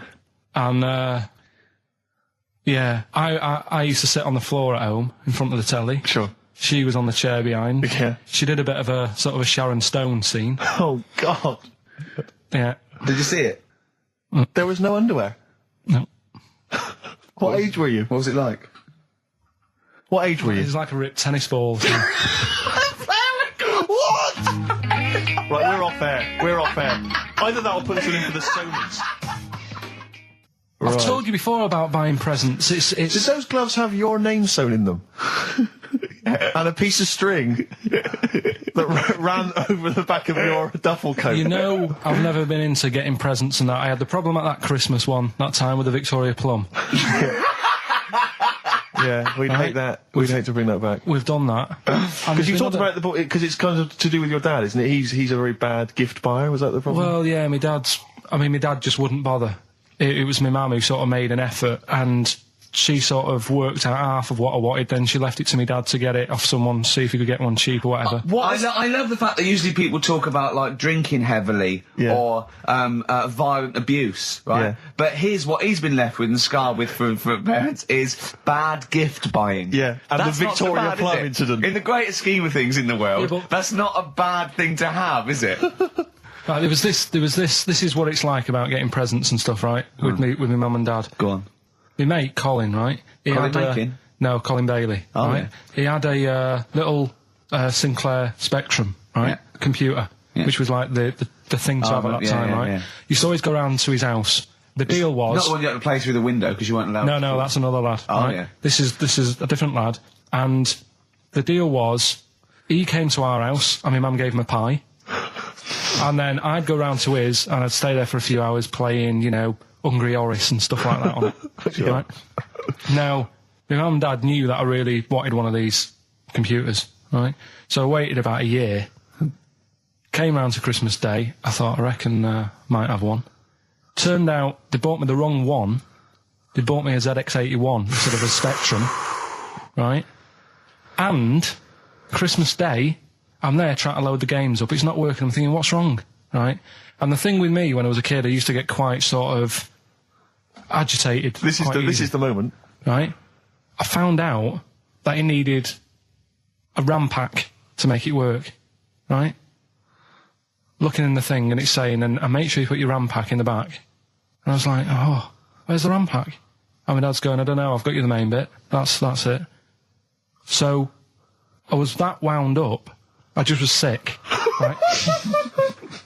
Just sick. Oh, I didn't feel sick or anything. I just was like, oh God, went to the sink, just sick. Because I was that on edge about it. I said, come on, we've got to get one. And my dad's like, Tandy's shut. We're not gonna get anything today. Ruined again, Christmas Day. That was after the year when my train set got blown up by our kid. The following year, no RAM pack. And now you ask me why don't I get good presents? He's scarred. He just I'm gonna die. Honestly, I'm gonna die. He's just screaming sick. Yeah. There's no RAM pack. What? Did you get to the bottom of it? Why wasn't there a RAM pack? You have to buy them separate. Oh, okay. What do you mean I can't play Frogger? Oh no. So, wasn't there another incident when you threw up? Spontaneously threw up? Through sheer anxiety? I do get it. It's not so much now because I've relaxed a bit, but as a kid I used to be quite on edge all the time with certain things. Do you think that's what happened to your cat that kept being sick? That it didn't get the food it wanted and it just threw up? Do you remember that? Yeah.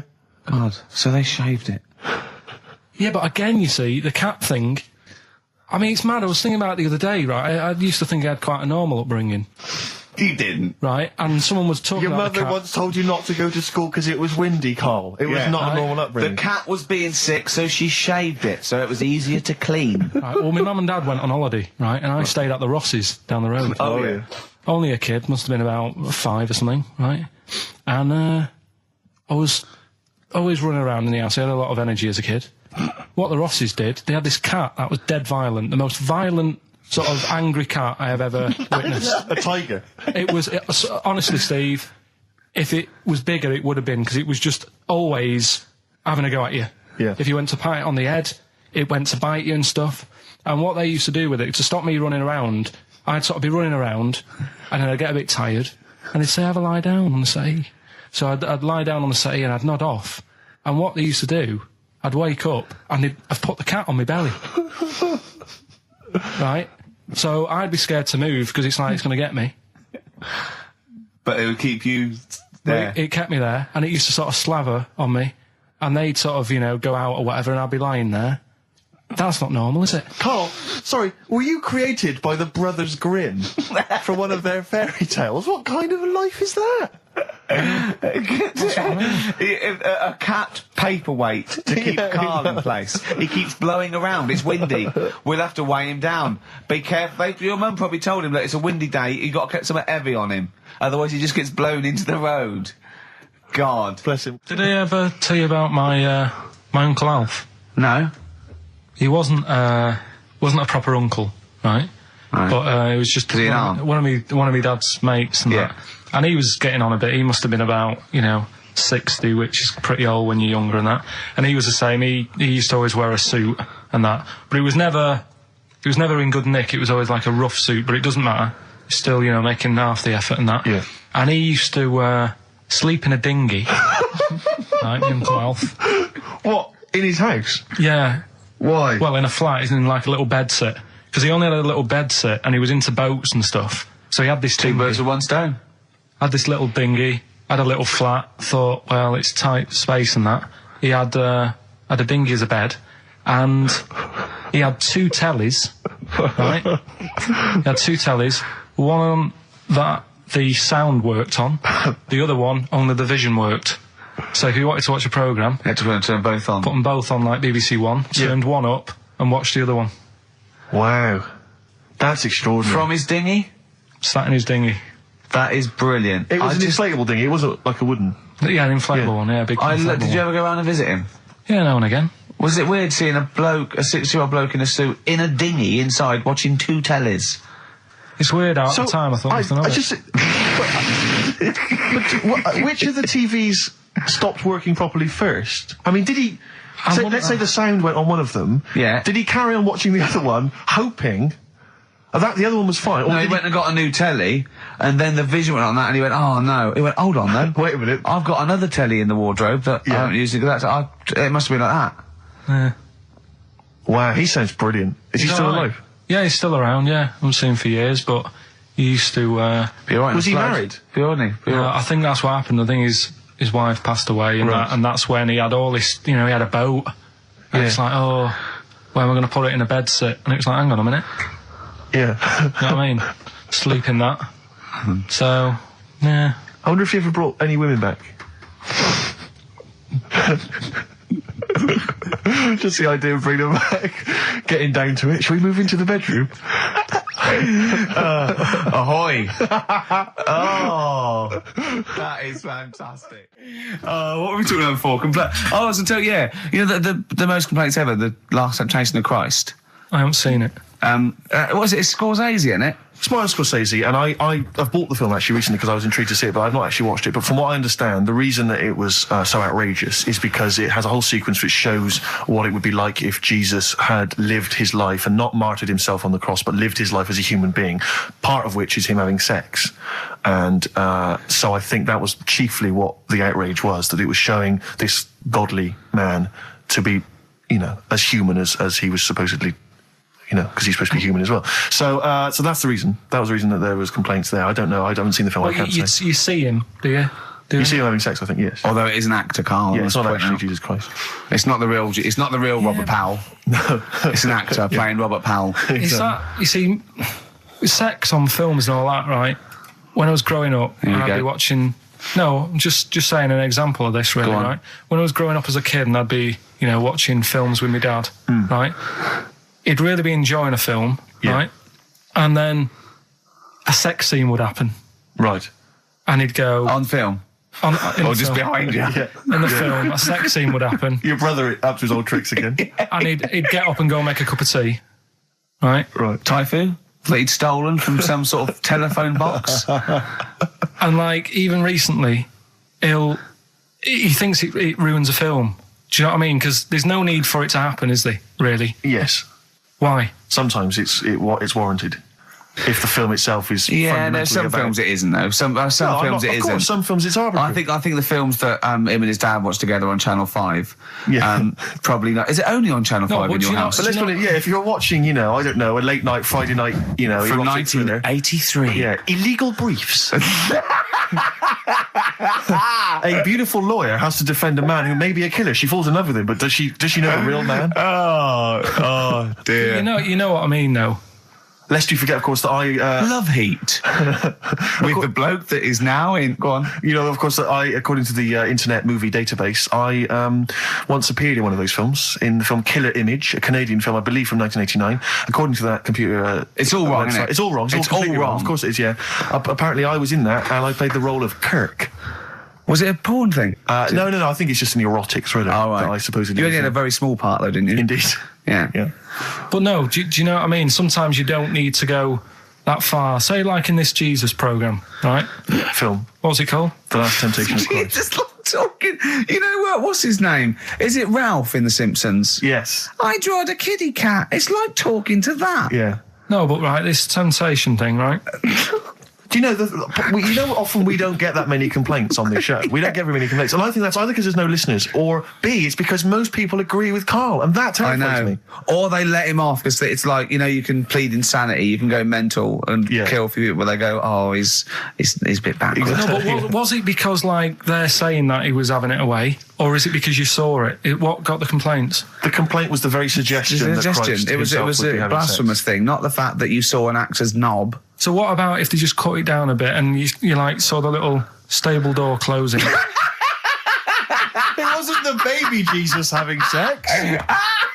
It was the grown man. The stable door shutting. No, but do you know what they do? Nativity scene. That is brilliant. The wise men saying, I can't believe we brought myrrh, we should have brought condoms. It's like that, yeah. There's 2 for 1 offering, Boots. Yeah, I don't know what we were thinking. It was frankincense.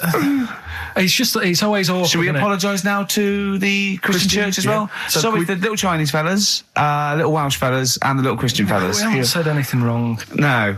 It's like, you see, when I was growing up... Stable door. I love the idea that in Karl's world, he was born in a stable, just thought, well, I love this place. Yeah. I'm just going to stay here the rest of my days. This is good here. Oh, brilliant. But when I was watching telly with my mum and dad, I mean, it still happens now, right?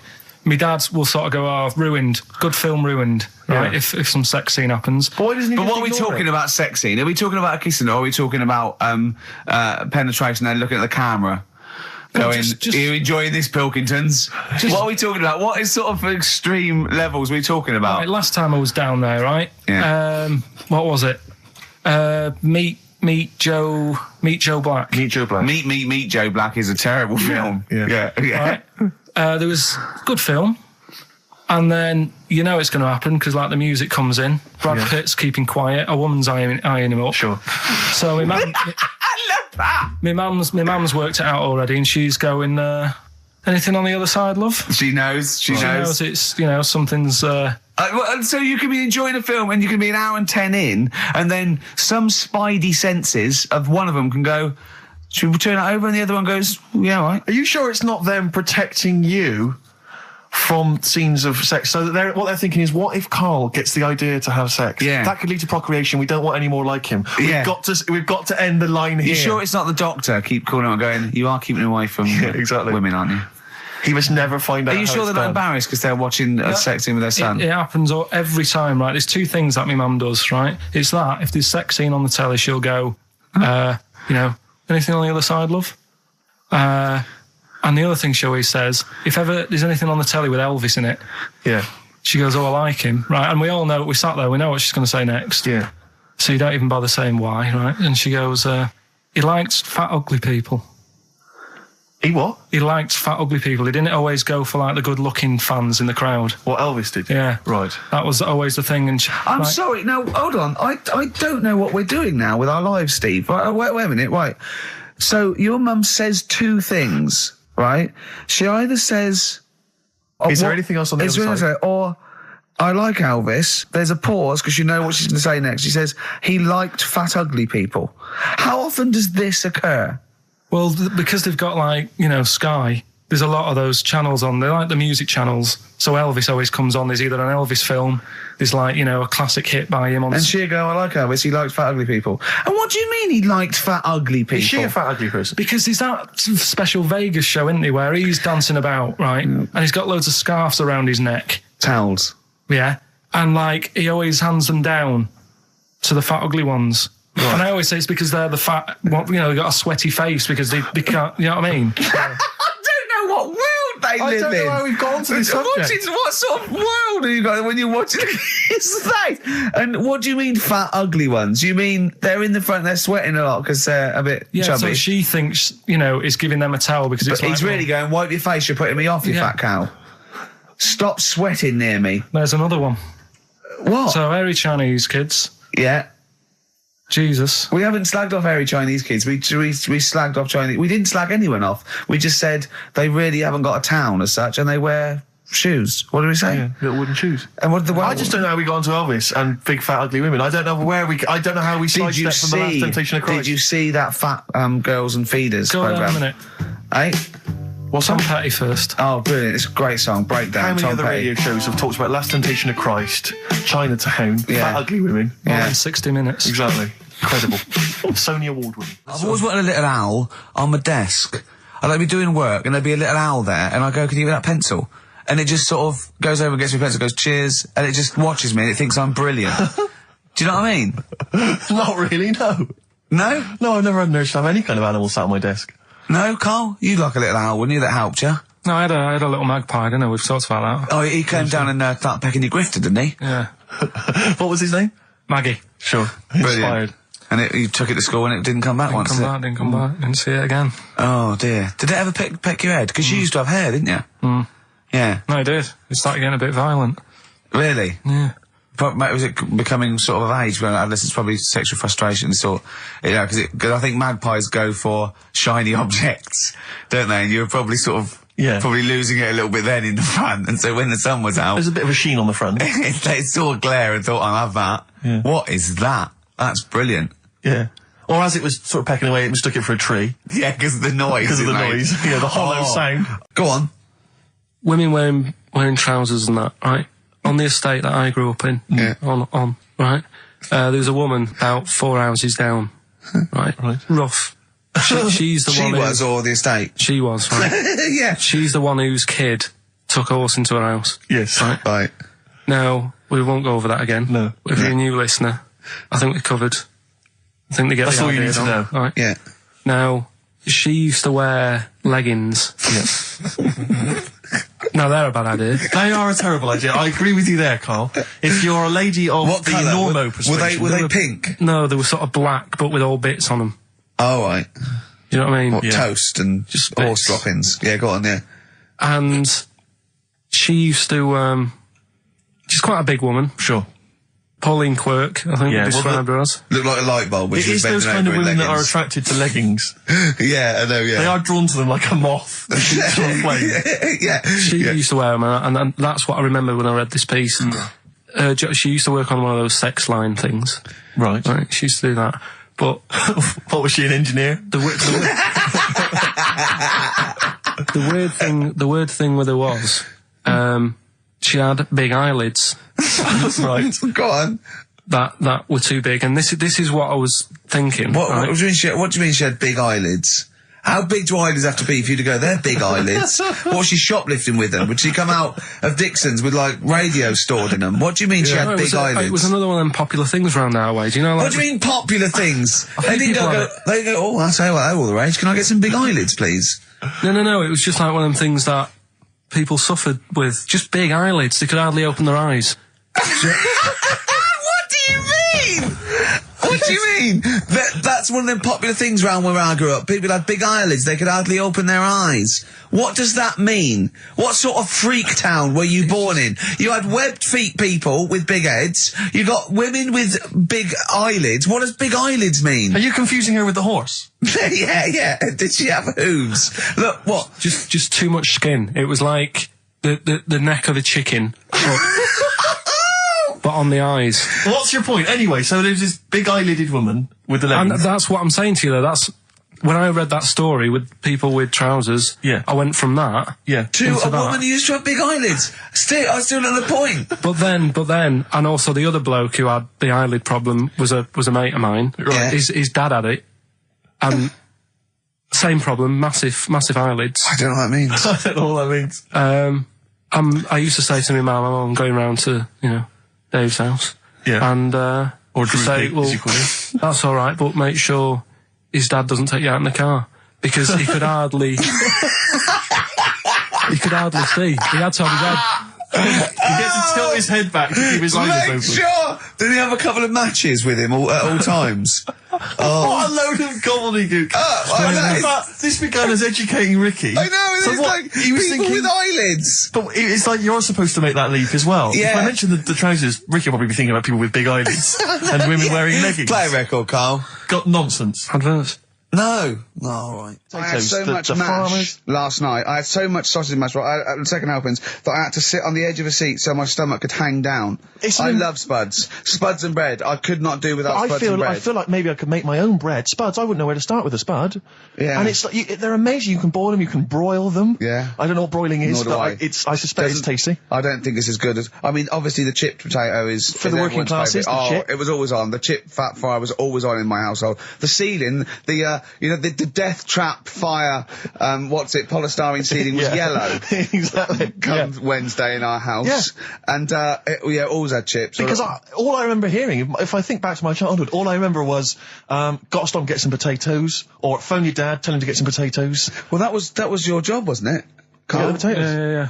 It's, I mean, it does concern me because What did you have to do? Didn't you have to fill a diary out for your teacher? Do you know when you're at school? I don't know if you do the same thing, but you get like a little red book, right?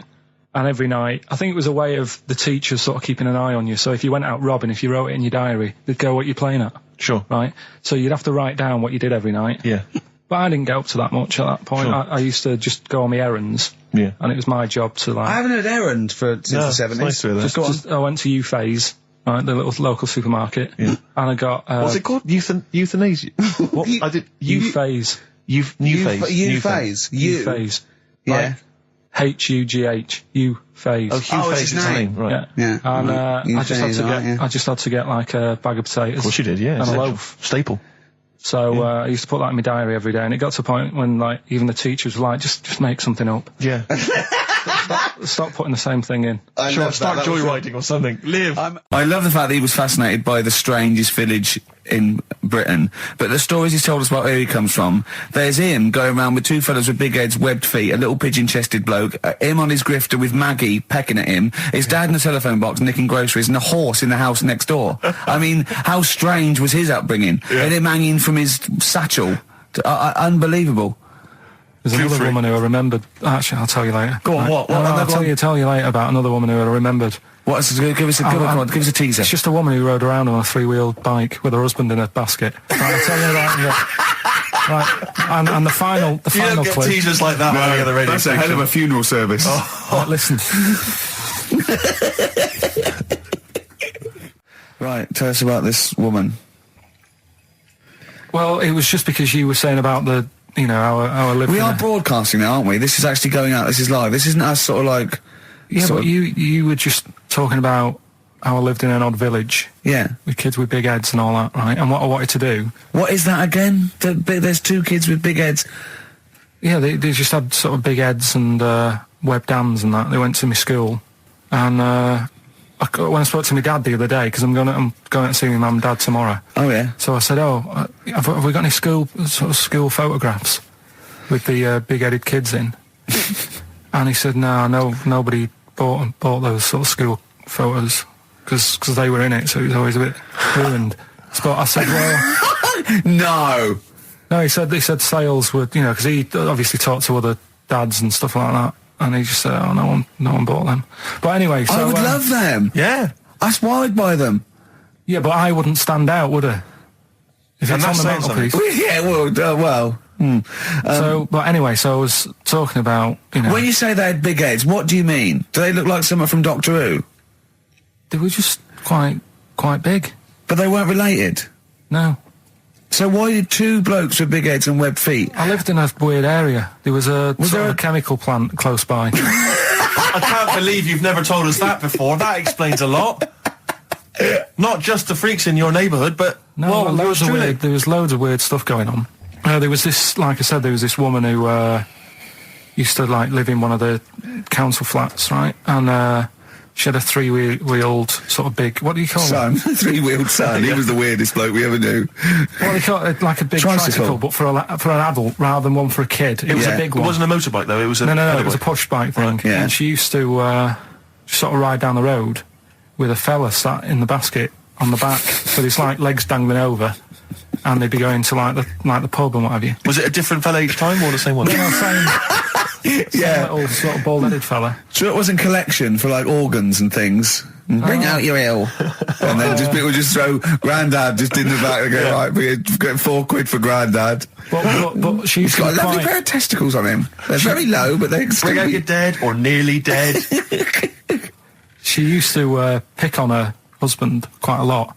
They'd be in the pub and what have you, and they'd be sat by themselves, but she'd always be sort of, having a go at him, moaning at him, sort of pushing him about and that. So my dad and his mate, right, they went round to their house, knocked on the door, she answered, and he said he was a copper, right? He said, Detective Pilkington, gonna come in and have a word. So I'm just going to make a note of impersonating a police officer. Yeah, but for the good, he went in and sort of said, now, I've heard... It's a superhero. Yeah. I've heard, you picking on your husband a lot. Yeah. We'll be keeping an eye on you. Do it again, and there'll be trouble. And she backed off after that. She was all right. And how was the husband? Was he still in the basket, though? Was he allowed to ever sort of, like, ride up front with her? Or was he just always in the bar? She'd sort of stopped picking on him in public places and stuff. That's good. Just you can't get done, can you, just for doing that? I think impersonating a police officer well, you probably did. There was no gain. I think you can't impersonate a police officer full stop, but I think they'd probably be lenient on him that he was, But let's face it, he's not going to be caught because why would anyone know about it? It's not like his son's going to say it on a radio station, is it? And stitch him right up. Is this something you did generally? Kind of a little bit of light vigilante work? Just whatever, him and his mate, just, if they saw something going on, they go, what can we do? Sure. What little scam can we do, or whatever. Oh, that's fantastic!